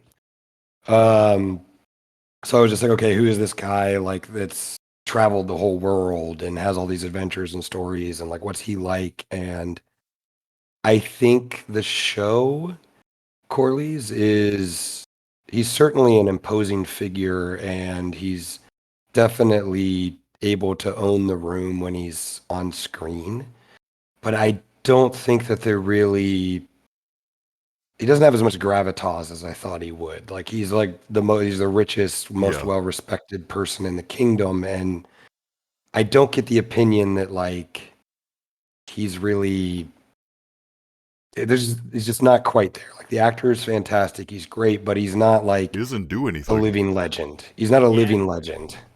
I know what you mean. Like in the books, he has all these kinds of crazy adventures, goes to a shy and all of that. Yeah. And I feel like in the show, it didn't really come across that. Like the show, it was like, yeah, it did some adventures, but he wasn't like seen as this man who essentially discovered many parts of the world, like a shy, and went the most anyone probably has been in history, you know.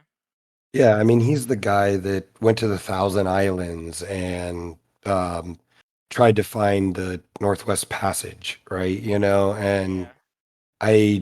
I don't get again, he's just not a legendary figure. Like he's a guy that was supposed to like walk in the room and everybody's like, wow, that's the sea snake.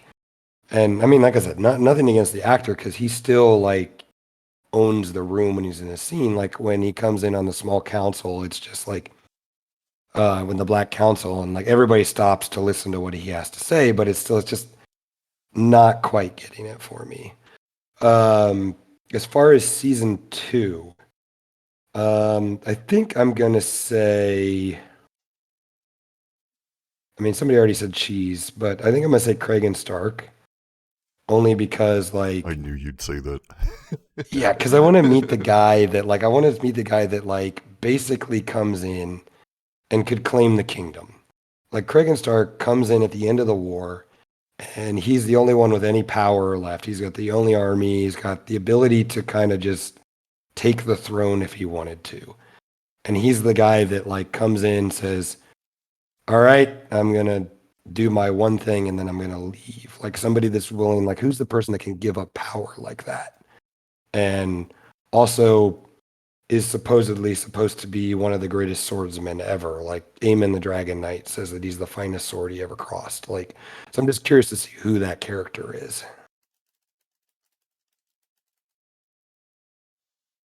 Mhm. I think I didn't really have a most anticipated character. I was more just trying to figure out how they would restructure everything to make it work within a season of television. Um, I get I've talked at length about having complicated feelings about Alicent before, but I think one character that I was excited about was Rhaenys. And I also kind of have complicated feelings about how they handled Rhaenys. That I think that to a certain extent, Rhaena is such an important character from earlier in the book. At least like she's really important thematically. Um, so I feel like a lot of the decisions that Rhaenys makes has to do with the fact that the show doesn't have a Rhaena. That she doesn't want Corlys to get involved in the conflict. She doesn't want or she doesn't want Corlys to get their children involved in the conflict. And she's kind of she's very cynical about and not very supportive of Rhaenyra. Um, so I want to put a pin in her. Like I'm not sure that I loved how they did her in the first season, although I understand why they made the choices that they made. I kind of wish we got to see a little bit more badass Rhaenys. Um, but I, I think that it's an interesting choice to do her in this way. Um, I guess my most anticipated second season character is either Nettles or Alice Rivers, actually. There was discussion about whether or not so there was a rumor that Elizabeth Olsen was going to be in the second season, and I have no idea if that's been refuted, but that's the only character I can see her playing. I don't even know if Alice Rivers. yeah, I don't even know if like Alice Rivers would be in the second season. But I'm interested to see her dynamic with Aemond and how she changes Aemond's view on the conflict. So, what do you think Rainy's motivation is going to be for her like suicide charge? Then it show Rainy's. I mean, how do you think they're going to explain that? Well, okay. Show Rhaenys is very like you can't touch the patriarchy. There's Yeah, no reason to be mad about like what happened before. This is the way things are, which is not how I was expecting they would go with her. But I understand why. Um, and I kind of thought it was the fact that she thinks that Rhaenyra killed her son, killed Laenor for so long, um, kind of puts a damper on the whole like these two women should be allies, like these two. yeah. Um, so I've been thinking about her suicide charge, and I'm wondering if it's one thought was that she finally makes peace with Rhaenyra, that Rhaenyra says, no, I didn't kill Laenor. I helped him escape. And they have a difficult conversation with that, and then she's like, no, I have to fight for what I think is right. And that in repairing her relationship with Rhaenyra, she goes off and does her suicide charge. Um I do like the idea, I can't remember who brought it up here, of like her that she's in despair, that she's lost everything in this conflict, that she has to go on her suicide charge for that reason. Um I don't know. I just want her to be a badass before, and I don't want it to be like the episode 9 badassery. I that is one of my favorite scenes in all of Ice and Fire is Rhaenys suicide charge. Yeah. And I just don't want it to turn into a like Daenerys later seasons of Game of Thrones, just like stoically looking into like I'm just this badass Yeah. woman because I'm supposed to be a Yes. badass woman. And I think that's part of the reason why I like her suicide charge in it is it's just like her everything that happens before then, like her, like you mentioned, her dislike of the patriarchy and how it stole everything from her, and like the idea that like she's charging for herself in a lot of ways because she's like, this is my job, it's my right to do this. She's depressed and she's despaired and all this feelings with familiar relationships and losing children and all that kind of stuff. And then on top of that, like the also the thought like we're at war and I have to help this army retreat, right? That's why I'm here. Yeah. Because she is a shrewd military mind. And so like I just really don't want it to be just a Dracarys moment and then like have her just stare at the camera. Like it's just because it's not. She's a very complicated character. Yeah, I agree. So, Lord Aegon is in chat, and he says that he's looking forward to the Pact of Ice and Fire, just for the implication on the rest of the lore. I could see Sarah Snow being Lyanna or Arya-like. I would have to make Sarah Snow one of another most anticipated character for me. I'm really excited to see. I really hope to see her in the next season. You think Jacaerys is going to marry her in front of a weirwood tree? I hope that they get caught doing it, and then Cregan Stark makes them get married in front of the weirwood tree. More See, people okay.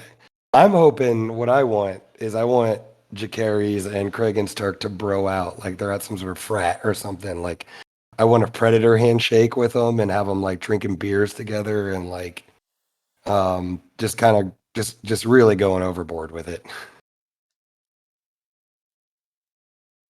So do you think that there will be like a child of Jaehaerys and what's her name again? Sorry, I forgot the bastard daughter of Sarah Snow.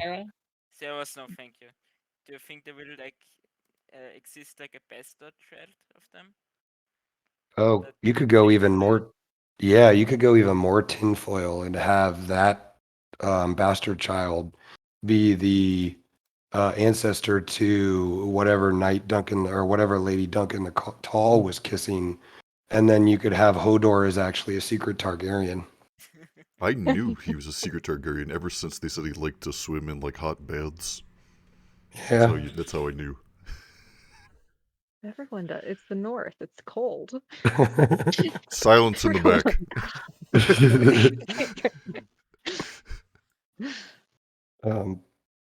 I don't know. I mean, I also think in the show, at least, Jacaerys Valerion is Kristen Cole's kid. But anyway. I don't know. I feel like he probably isn't because like that's the question. Like, do you think that Rhaenyra and Corlys like had sex after season, like after the 4th episode? Do you think that was a like ongoing relationship between them, or do you think it was like a one-time thing? Like that wasn't really clear in the show. So Yeah. And then the timeline, I don't know. I mean, if they were engaged in a long-term, sexual relationship, then I think it increases the odds. I mean, I think they at least want you to think that he might be because the actor they cast for Jacaerys Valerion kind of looks like the actor that plays Kristen Cole. yeah, but I feel like the child itself like looks more like Harvin, So I'm not really sure. But like because of the hair, can say like both but it's really Mhm. not that clear, no? Yeah. That's my opinion.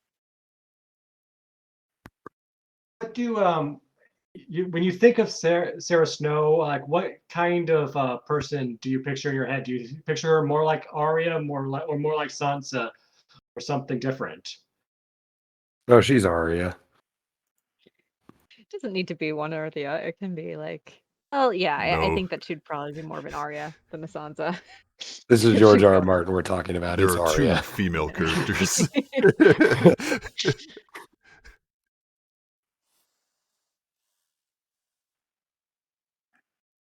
I guess I imagine this playing out more or less the way that the Rob, oh, I can't remember what her name is in the show. Thane Not Thane Westerling Westerling. or Talisa. Sorry? Talisa Lady Stark, too. Talisa. I guess I kind of imagine it playing out more or less like that, except, then after the wedding, they have to go their separate ways. He just has to show up again.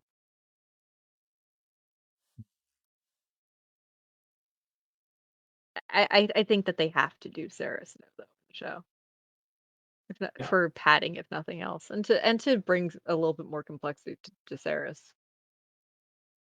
I mean, the showrunners seem to do a pretty good job of adding in like the smaller characters, like they have Iron Rod in there, and like oh, Yeah, but they missed the smallest of the characters. which one? Oh, he was in it. He was the drummer. No, it doesn't count. I refuse to believe that's Mushroom. Yeah, same. I don't think that counts. Yeah, but Mushroom is a really, it's difficult like- character. in the books, I feel like he's really like I wouldn't say a shitpost character, but like he's really random and like some tale. Like he's funny for like a book because it's like comedy, but I really wouldn't put him in like a serious, I'd do both. I think it's well in character for Mushroom to actually have only been at that one event as a drummer, and then 20 years later, because if he was there, that's very in character for Mushroom. Yeah, like he's supposed to be like in every bedroom all the time watching. Like, I mean, the thing that sealed it for me for Mushroom was when the Rogare Bank collapses during Aegon the Younger's reign. So one of the Rogare brothers that's in King's Landing has a bank. The other Rogare brother has a brothel called the Mermaid. And so when the bank collapses and all the Westerosi are mad at the Rogares, they seize the brothel, Mermaid. And Mushroom claims he was in the brothel when it was seized. And the moment that the brothel is being seized, the silent siege is going on, and Mushroom claims he's on the battlements at the silent siege with Viserys and Aegon. So at that moment, I'm just like, Mushroom lies about everything. I don't think he was at anything. Yeah, George that's does what talk sold it quite for a me. bit about how like Suetonius was an unreliable historian, and like he talks about unreliable like sources quite a bit. So I could definitely see that Mushroom's just bullshitting entirely. And The half way the I see history is just Mushroom is wrong. that if you like look at the sense of humor that people in the Middle Ages had, that a lot of it is fart jokes. A significant portion of what the medieval scholars thought was just the most hilarious were fart jokes. And so my take on Mushroom is that he's more or less the fart jokes guy, except with sex. That, you gotta, everything is the most scandalous. Everything is the most, like, everyone is doing the worst possible sex thing. So he's just kind of a difficult character to like bring into something that is meant to be serious. What I would do is I'd have him be like a total like a court jester or whatever. When he's in court, and then like people are like, why is this wacky person here? And then like at some point in the season, we follow him back to his chambers, and he's like a Varys character or a Littlefinger, and he's like manipulating shit. I mean, also I mean, to that's be what fair, Mushroom wants you to think of him. Yeah. Yeah, I think that's what Mushroom wants you to think he is, right? But I then on go top of all that, in. like if you're HBO and you're sitting in the writer's room and you're writing a scene where you're doing one of the most like intensive C-section like scenes that's ever been put on screen, and it's just a very raw, emotional, like, you know, there's a lot of mixed feelings around like the patriarchy and women's rights to their own body, and obviously you're making commentary on like America now, right? You know, so like you're writing this. Are you really gonna like in the next scene like have a guy that talks about having a member that's as long as his leg? Yes. And you know, I mean, I mean, that's really what it is. I mean, there is like it's a bit jarring sometimes to read like Eustace's true telling or like Orwell's, you know, whitewashed history, and then have Mushroom come in and be like, oh yeah, and then she used me as a testing for like blowjobs, and I think Knives is right. I think he's just thrown in to be the fart joke, and I don't think that. I mean, I guess it does fly. There are fart jokes in House of the Dragon, but it's not. I don't think it mixes thematically very well, I guess.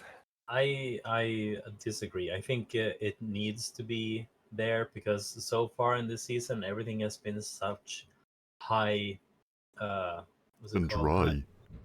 Yeah, High high and tension. dry. It's been a lot of high tension, and don't get me wrong, I like that to an extent at least. But like, it's very nice when they get into a fight and release some tension, you know.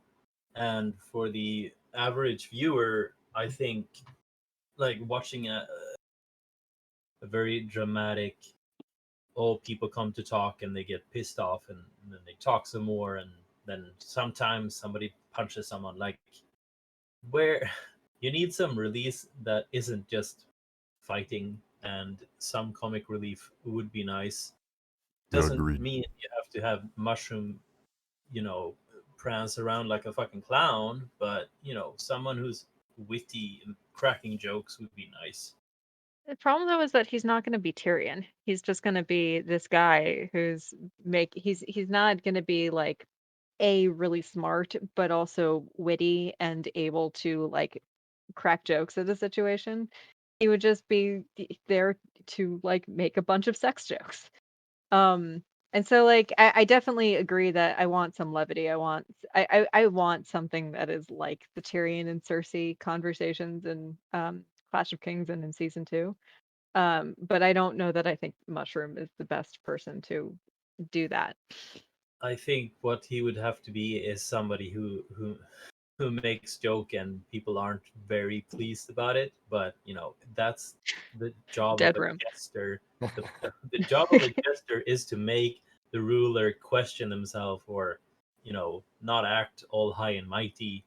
Um, to be more human, and you know, laugh at themselves, etc. The other Yeah, thing the is that they jester is cut the all the only one that jesters. can. Yeah, the jester is the only one that can speak truth to the king. Yeah. Except for How do you Joffrey. make him not? Yeah, except Joffrey. How do you make him not Tyrion then? I guess that's the question. I mean, Oh, like, it'd be nothing like Tyrion. that's the thing. Like, as an actor, how do you? I mean, because it's not. I mean, we shouldn't. Like, but like, but I mean, you're automatically going to draw parallels to Tyrion. So, like, as an actor, how do you follow up Peter Dinklage? Like, I he's think you like, just like if he's dressed up in motley and whatnot, like in doing fart jokes or whatever. Like I don't. People will say it at first, like, but once you get to know the character, I think it would have been fine.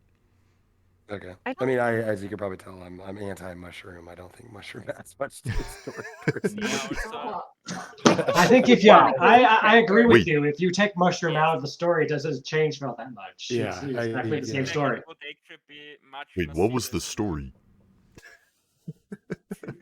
Yeah, you know, maybe just was there like one time Mushroom said like that Rhaenyra put I think like Helaena and Alicent in a buffer to get them pregnant or something. Like that was such a random. So I think like he's totally right, probably everything, the books. Well, and you Occasionally has also something worthwhile to say. He occasionally is like, "Oh no, this is Corlys's bastard," and everyone goes, "Oh." yeah, I okay, also yeah, like yeah, yeah. a question like, do you think like if in the series like what is it called, Ulf or Alf? I'm not, or Hulk. I'm not really sure, but like the two Valerian bastards, Do you think they're actually Laenor's children or Corlys's? Like for me, like it really doesn't make sense the way they did it like in the show, because like in the books it wasn't always clear if like Laenor is gay or not, because he also has like these uh, two children who are dragon riders, So there is something like that probably won't add up in like the season 2 or something. I You believe are at least. you're conflating for like two different sets of two characters. So Yeah, Adam of Hull and Alan of yes, Hull are like rumored to be or said to be Laenor's children, but rumored to thank be you. actually Corlys's. But then Ulf the White and Hugh Hammer are dragon seeds who are not linked to the Valarians in any way. They claim dragons as well, but out of the Yeah, two boys, only Adam of Hull claims the dragon that Laenor used to ride.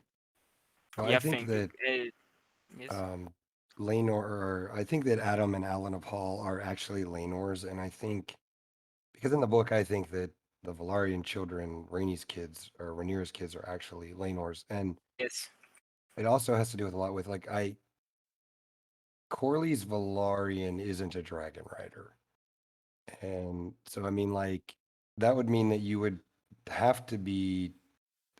I don't know. I mean, so I guess actually, no matter what, Mouse would have to have.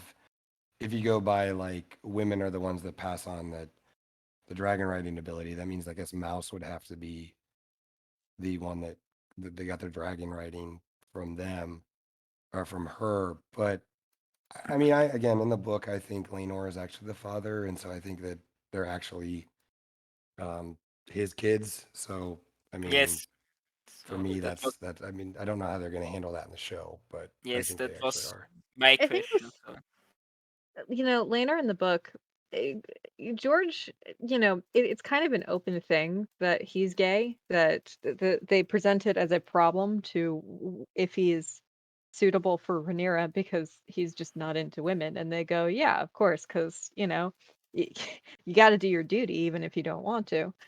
But also like George doesn't write that many bisexual characters. He's generally like generally if there's a character who's a bisexual character, like everybody knows it. Um, so I don't really think that there is much evidence that Laenor was sleeping with women in his spare time. yeah, but where do then their abilities come from? That Yeah, is because I like mean, Well, Corlys I mean, doesn't ride a dragon. yeah, but Corlys also, um, y- Jacaerys was clearly kind of hoarding his eggs. He was very mad at Rhaena for the eggs getting out, even though, like, even if but they did nothing hatch, happened. no one could bond with them. I mean, there's no necessarily, I don't know that there's any evidence that the Valerians can't bond with dragons, just that they don't have the eggs to bond with dragons. Well, Valerians are Targaryens just as much as Targaryens are Valarians. I mean, Oh, when you look at their I family tree. really have to disagree on that. I don't want to, but like I feel like um the Valerians always were like presented in the books as this lower non-writing house, and I feel like what you said with Jaehaerys hoarding his eggs, I feel like that was more like because they are essentially also like have much of a value to them, and in like the free cities, it's more like there were like other dragon lords, and maybe like some offspring of them survived. For example, in Lys you had many where many dragon lords visited. So like I feel like the chance is low, but maybe if they had bet, like some of them could hatch like a dragon egg or something. So I also have to say, like, I don't believe in Preston's theory of like the X chromosome of that, because I really don't think it only gets passed through the mothers, because that then we wouldn't have dragons around after like Aenys, his name is, yes. Aenys the first. Yes, because Aenys married Elisa Velaryon, but she isn't a dragon rider. She doesn't have any dragon riding capabilities, so she their children couldn't ride dragons. But of course, we know many of their children and thereafter rode dragons like Aegon the Uncrowned, Jaehaerys, Rhaenyra, I think her name is. So I feel like the theory is like wrong from Prest. He himself says he's sometimes gets things wrong. But that's just my opinion. I don't. I mean, I tend to. I don't know if it's an exact Mendelian genetics thing, but even if it's not genetics, I still think that as feminist as George R. R. Martin is, women have to be the special one, right? So I mean, even if it's not a straight like, okay, dragon X gene, blah blah blah, I still think that dragon powers, even if it's magical or not genetical or whatever, has to stem from women in a George R. R. Martin world. Yeah, it's the irony of us following the male names when it's the females' names that we should be paying attention to. Like I said, I think personally it is genetic, but I highly doubt that it's just the just women, That is, but like, it's you can't prove one thing or the other, but Well, the idea just is that really it's wouldn't on the make X sense. chromosome, so men would get it Yes. too, but women can get a double dose. Yeah, but I'm not sure if it probably isn't like probably more genes, Maybe some are. I wouldn't say it's Could be. probably just one gene. I would say probably more and like one X, one Y, or I don't know what.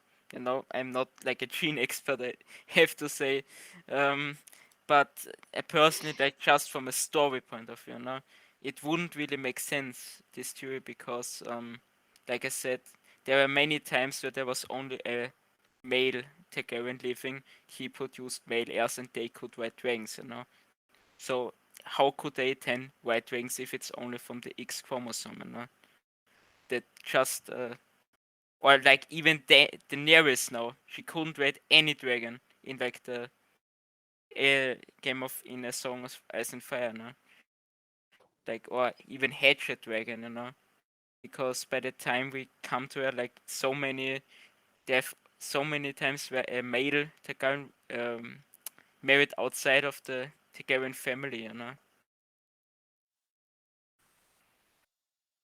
Hmm. I don't really subscribe to dragon riding genetics, but anyway. I think we're gonna be wrapping up pretty soon. Yeah.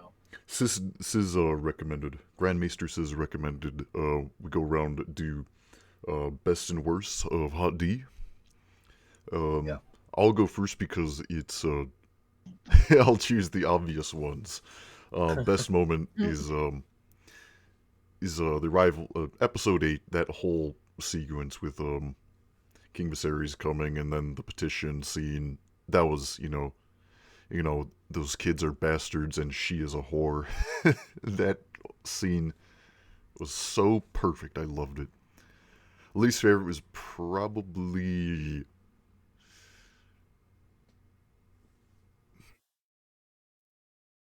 Dragon Rhaenys smashing through the floor was so cartoonishly dumb and unnecessary and kind of ruined the episode for me. I really loved that episode, and then that happened, and I just nope, I can't do it. So You're stealing mine. I know that's why I went first. Anytime you go for spectacle over substance, it's going to be a bad scene, I think. Yeah. They really wanted the scene to happen, but they also really wanted the rest of the series to happen. Yeah. Well, The- for me, the or do you wish to discuss that further, Wiley, or? I was just Going going to say my own, but you can say yours first. Yeah, well, we can do it top down. At least for me, I'm the top name on the list of participants, so that might be easier.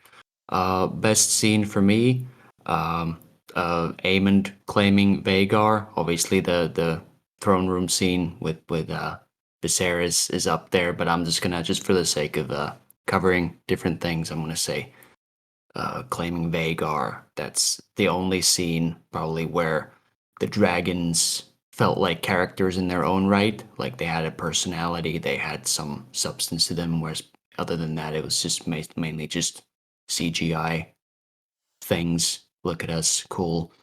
Worst thing for me, there's a lot to choose from, but I would say Kristen Cole losing the king making thing.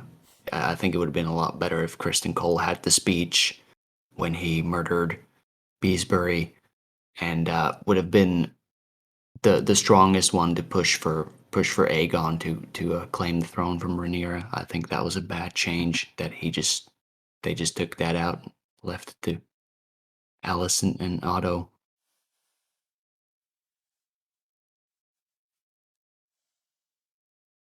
So I think my favorite uh, point of the season, so I want to cover different topics. So was the dinner scene in the 8th episode. I found that to be like really nice, like because like for at least for me it was like for a moment, even though you knew the source material, it was like maybe like they change stuff. Also was like a really beautiful scene, like from like a Christmas movie or something. Know what I mean? Like it's like this. I hope you know what I mean. Uh, It's like family uh, dinner. It's nice. It's like yes. Thanksgiving Yeah. or yeah. And then my least favorite scene would probably be, what is she called again? Lyanna's Valerian's death. I found that scene to be just so, wouldn't say random, but I don't know. Like, feel like in the series they had like really this ongoing theme of like, uh, you know, like healing of. I don't know how to say it, but like, um, yeah, it's what was a really weird scene. For me, at least. I don't know what you think about that. Would someone let in Abram? He messaged me. He said he's aware that we are wrapping up. So we're doing Abram right now. We're doing like favorite least favorite scenes.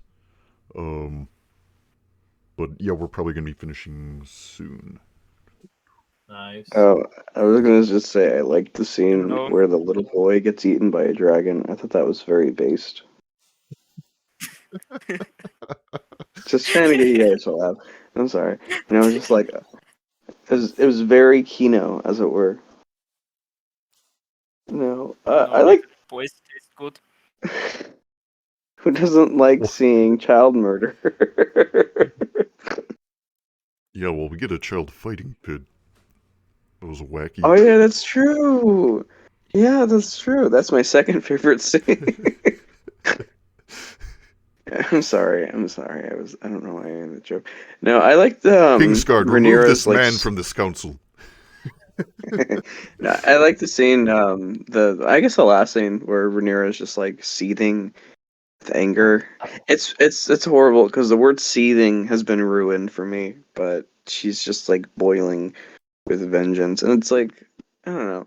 I think for like the common fan that doesn't know anything about Song of Ice and Fire, they'll see Rhaenyra as kind of like I mean, obviously she's like a pseudo Daenerys, but like seeing that rage bubble up and kind of, I think they'll connect more to that, and it'll hit stronger for season 2. Because we're probably gonna open up on Blood and Cheese, and that's gonna be so fun. I'm sorry, I'm really excited for Blood and Cheese. I don't know. Everyone is. I want to see. We're all excited for Blood and Cheese. Who doesn't want to see more I child hope they murder? do it. Yeah, I exactly. hope they really do it. That would be such a cool scene if they do it. Oh, they're gonna do I it. think it's how it's gonna end.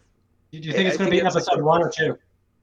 Next episode season. 1, most I definitely. hope It's gonna the build up. cold opener this scene would be so good. It's gonna be like the finale of the episode, and then like Larys is gonna like pull off his mask, and he's gonna spit on her and be like, "I never liked your foot, anyways," and he's gonna walk off like walking normally, He's and gonna she's gonna cut be off so her stunned. feet. And then he And then gets to Rhaenyra and looks at her feet. Then he goes Am I back the to being only- master of whispers for the Green Council. Okay, so like I was watching that show, and I have like a 12-year-old cousin that I hang out with sometimes, and that scene came on in the middle, and then, like the previous 40 minutes of the episode were pretty much like sort of fine, like I could just sort of watch it, but then that scene comes on where he's just jacking off to her feet. I was just like, God damn it, song, God damn it, House of the Dragon, do you have to get weird now? You have to get It's weird an now. HBO mint. Oh, there was also King Aegon jacking off out of the window. I don't know how your cousin reacted Another to that one. HBO mint. She wasn't around. Really a then. My strange She favorite show for wasn't moment. Thank 12-year-olds. God. Thank God. That's I could watch it in private, so I had to switch to like I don't know, I think Chuck or something. That's a good show. Chucky. Should watch Chucky with your cousin. No, not Chucky. Chuck. The do you know? It's like a You mean sitcom. from Better Call Saul? Better no, no, stop.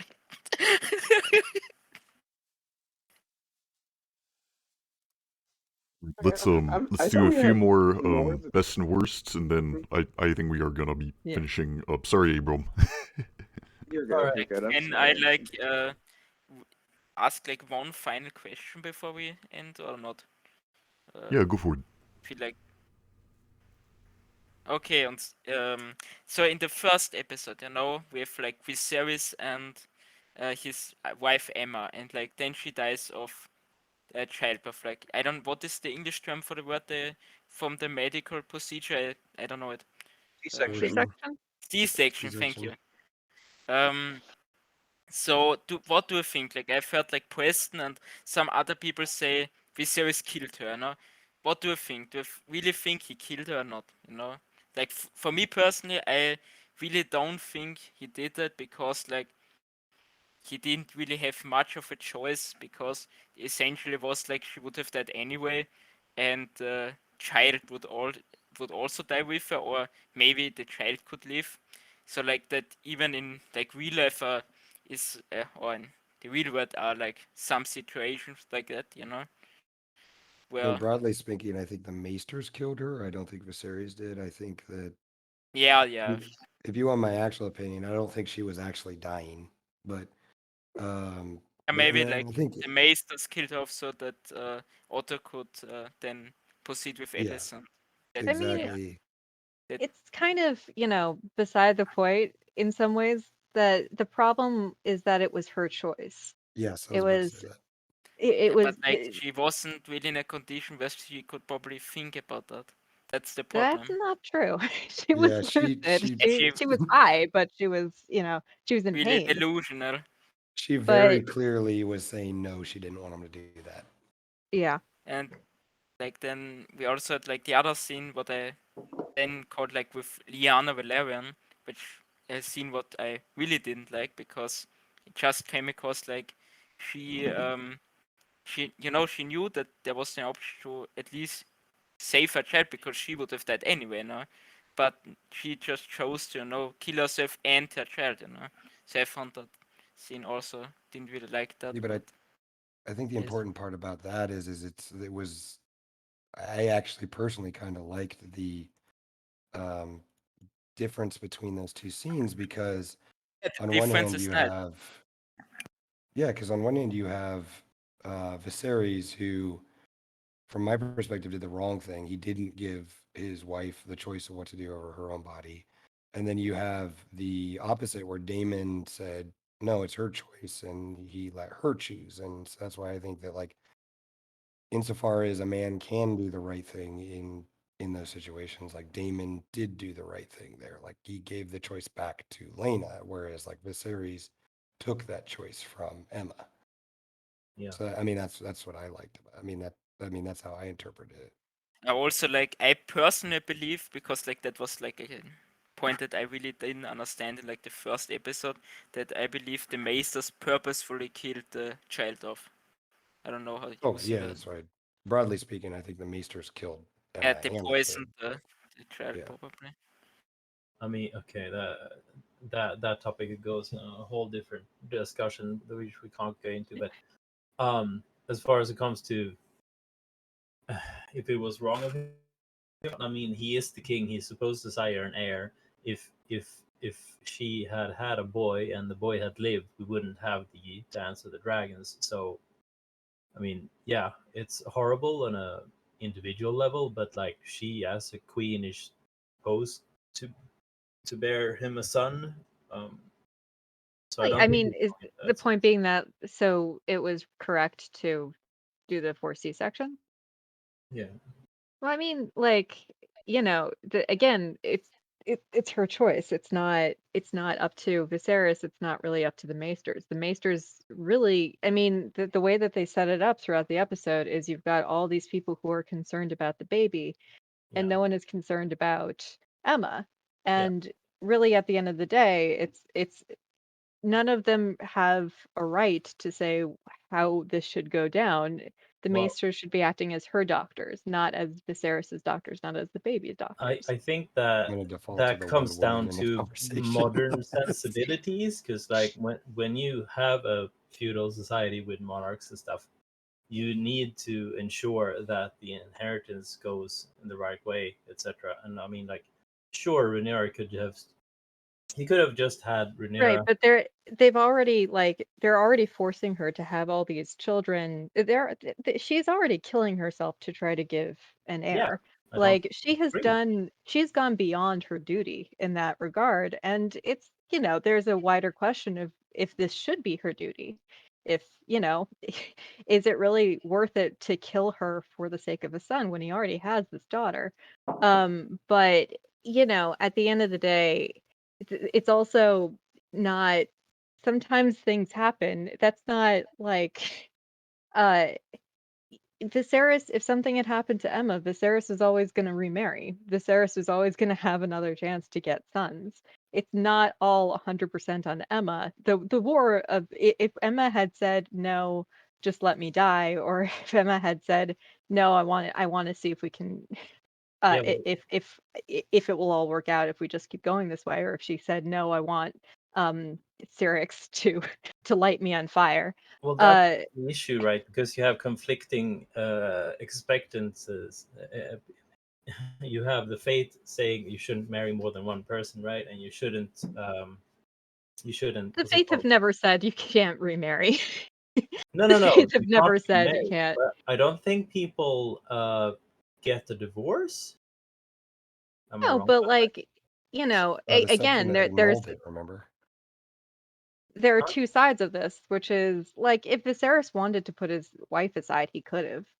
Ah, Arguably, like Maegor is precedence for that, but that seems like a thing that happens, that people understand is a thing that happens. uh, Um, And then on a so broad spectrum, like, I mean, yes, it is a medieval society and they go by their rules, but like we as a viewer are supposed to, what is fantasy and sci-fi if not a criticism of our modern, oh like yeah, most, yeah, yeah, so we are supposed to see this from our lens. Like, yeah. I mean, we can look at like, try to look at it from both sides, but like ultimately it is a criticism and Knives is right. Like, I mean, like everything in the episode was pointing and bringing up to the point, like we are supposed to, as a viewer, see what the series did is the wrong thing. Like she has the scene where she tells him, I don't want to do this anymore. I'm not doing this anymore. Like, and like when she's actually being cut open, she actually says no. She's like, don't do this. Viserys, don't do this. Like, so as a viewer, we're supposed to see that. It's pretty heavy handed actually, as Oh like yeah. that was the wrong thing. in even heavy-handed as it was, it's also missing the framing of the book where Rhaena comes out and he says, well, what was I supposed to say? And she says, you were supposed to say, save my wife. You were supposed to say, hey, don't do this. But Mhm. what is a wife to a man like you? Yeah. And we don't get that for it. We get other things. We get how, vicious the scene is, how brutal the scene is. We get Rhaenyra's complete despair at the funeral. And, Rhaenyra sees it as her father killed her mother for the chance of a son. Not even a son, but the hope that it might be a son. Mhm. Anyway. Yeah, I agree. I mean, it kind of fits into the whole thing that Preston talks about a lot, which is like Viserys was just looking for ways to make his reign more stable. And I don't think we get that to this extent. It's like in the show, he loves Emma, but he still is willing to kill her for the sake of maybe having a son, so that the realm can be like unified or something. I mean, I think maybe at like the start, it's what he was looking for, but then doesn't she end up having like six like miscarriages and or babies that don't end up living, etc. So like at a certain point, he should have just settled on the fact that Rhaenyra was his heir, but then he was just like looking for any way to strengthen his position against Rhaena, who is married to the richest man in Westeros, who was in control of the fleet, who had dragons, etc., etc., etc. But like that's all political stuff surrounding what is essentially like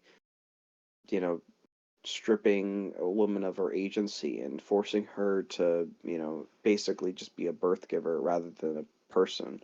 Yeah. I mean, Taking away her own agency. Viserys' issue is he can't make tough choices, right? He doesn't really make tough choices for his realm unless he's really forced to, and he definitely doesn't make tough choices for his family Well, he unless did. he's forced I would to. argue that this is a tough choice. But yeah, I Well, mean, yeah, I yeah, think but that is generally what he does. but That he he mostly. could have done something to prevent being put in this situation. Is what I mean. Like he doesn't do anything until it's too late, and then he has to act basically.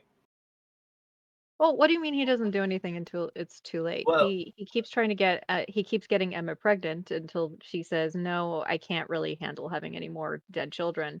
And then he makes the decision to strip her of her bodily autonomy because the system is worth more than this woman's well, life and that's this he said. woman's freedom. Forget if it was you said it, but he could have set her aside and taken another wife, but he doesn't do that because he loves her too much. He doesn't want another wife, you know. There's No, also the like fact that he had a dream. He had a Yeah, dream the that this was all gonna prophecy work has out. to do with it as well. Yeah. A quote unquote prophecy, not just Yeah. some little Yeah. boy in a tree being like, "You have a son, ooh, have a son." But wait, all the dragons roar as one when Aegon was crowned? I don't think. Well, there was a dragon roaring. I don't think the. Sorry, tangent. I think that's just something like Bran, just like here's here, maybe not Bran. What if it was like Bloodraven? Because you have to think about there's more than one three-eyed crow. So who would have been before Bloodraven, or was Bloodraven the first? I don't know. I uh, think like we're a lot supposed. of it you could just bring up to like Bloodraven, making sure that he exists. Que quieres ma? Right. Sorry. Hey guys, I think we're gonna But be wrapping up. We're starting to ramble. Like there used to be a little bit Alright, of structure. Now we're just going wild. Um, we're just going wild. You are have a there any? great Are there? rest of your day. Bye. Oh, wonderful. Are there any Sorry, my final mom's inquiries yelling. from amongst the populace? any best and Oh, worst? Yeah, any more Yeah, of I just those? didn't do to, mine. I think my worst was the first 4 episodes. Like, okay, so if I have to pick a scene, I'd pick the episode 9 scene when they go to find Aegon. The twins and Otto and Alicent, because like it doesn't make sense for me as a viewer who hasn't read the books, and like what does it matter who finds him first? And I've gotten it explained to me, it makes sense, but it's not explicit in the show, which is an error, I feel. But otherwise, like the first 4 episodes didn't really catch me, and you really should get your viewers hooked in the first episode, So I think that was the most egregious error. Uh, other than that, no, I say episode 8 as well. I mean, there's no doubt about it. And that's me. But I just want to say thanks for having me on today, guys. It's been a lot of fun. I don't often get to talk to people who have as much Song of Ice and Fire knowledge as you all do. So this has been a pleasure for me. So thank you. Great. As far as the best of the season, you know, I gotta give it to probably episode 8. I think that was fantastic. But as far as the worst, I think handling of Daemon and how Daemon was handled, and I don't think that the showrunners really understood Daemon. I think that would be my valley, so to speak, my worst. Did we get to everyone? Oh, I didn't. I haven't yet. Okay. Shall I go, or do you want to go, Knives, first? No, you can go first. Okay. The best is Lucerys arriving in Storm's End, and I think it was just amazing seeing Storm's End and seeing the dance over Shipbreaker Bay. That was just really well done. The dragons in the sky in the storm was just amazing scenery, and I really think they did a fantastic job, and I think they did a really well job putting everything together. Even the scene inside the Storm's End confrontation went really well, and I really enjoyed that. The worst thing in the series was Cole killing Joffrey of Monmouth and not having any kind of explanation as to why he just got away with it was really annoying, and they needed some kind of dialogue to explain that, and it was never there, and it just really irritates me. That's not. I mean, the thing I hated the most was Melee's coming out of the dragon pit, but other than that, that's already been said. It's Joffrey Monmouth's death and Kristen Cole just not explaining anything. Everyone took the best, the actual best scenes, That's why I but went I first. guess I really liked the scene where Alicent and Rhaenys discussed or had their conversation in episode 8. It was episode 9. Which like there are problems I have with episode 9, but I thought that was the most explicit the themes of gender ever really happened in the series. And I thought it was well written and really well performed. The worst probably is the stepstones for me. Like why is this handful of pirates doing so well in this war against 2 fully grown dragons and the entire might of the Valyrian fleet?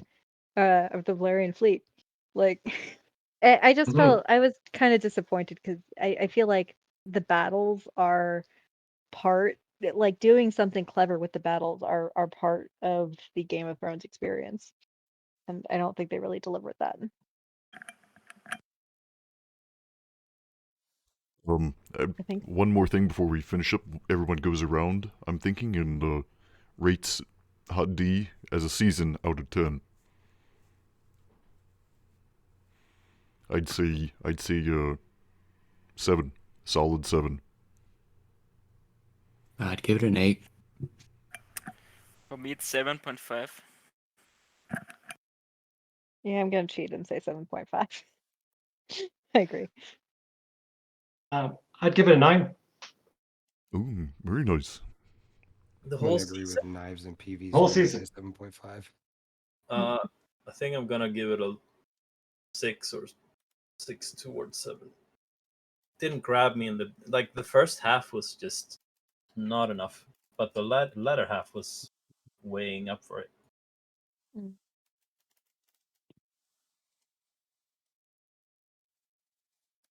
All right. Well, I believe that concludes today's proceedings. I thank you all for your wise counsel. The Crown will consider all that you have said today. This council will meet again in 1 week's hence. Thank you all in attendance both in this chamber and beyond. All right.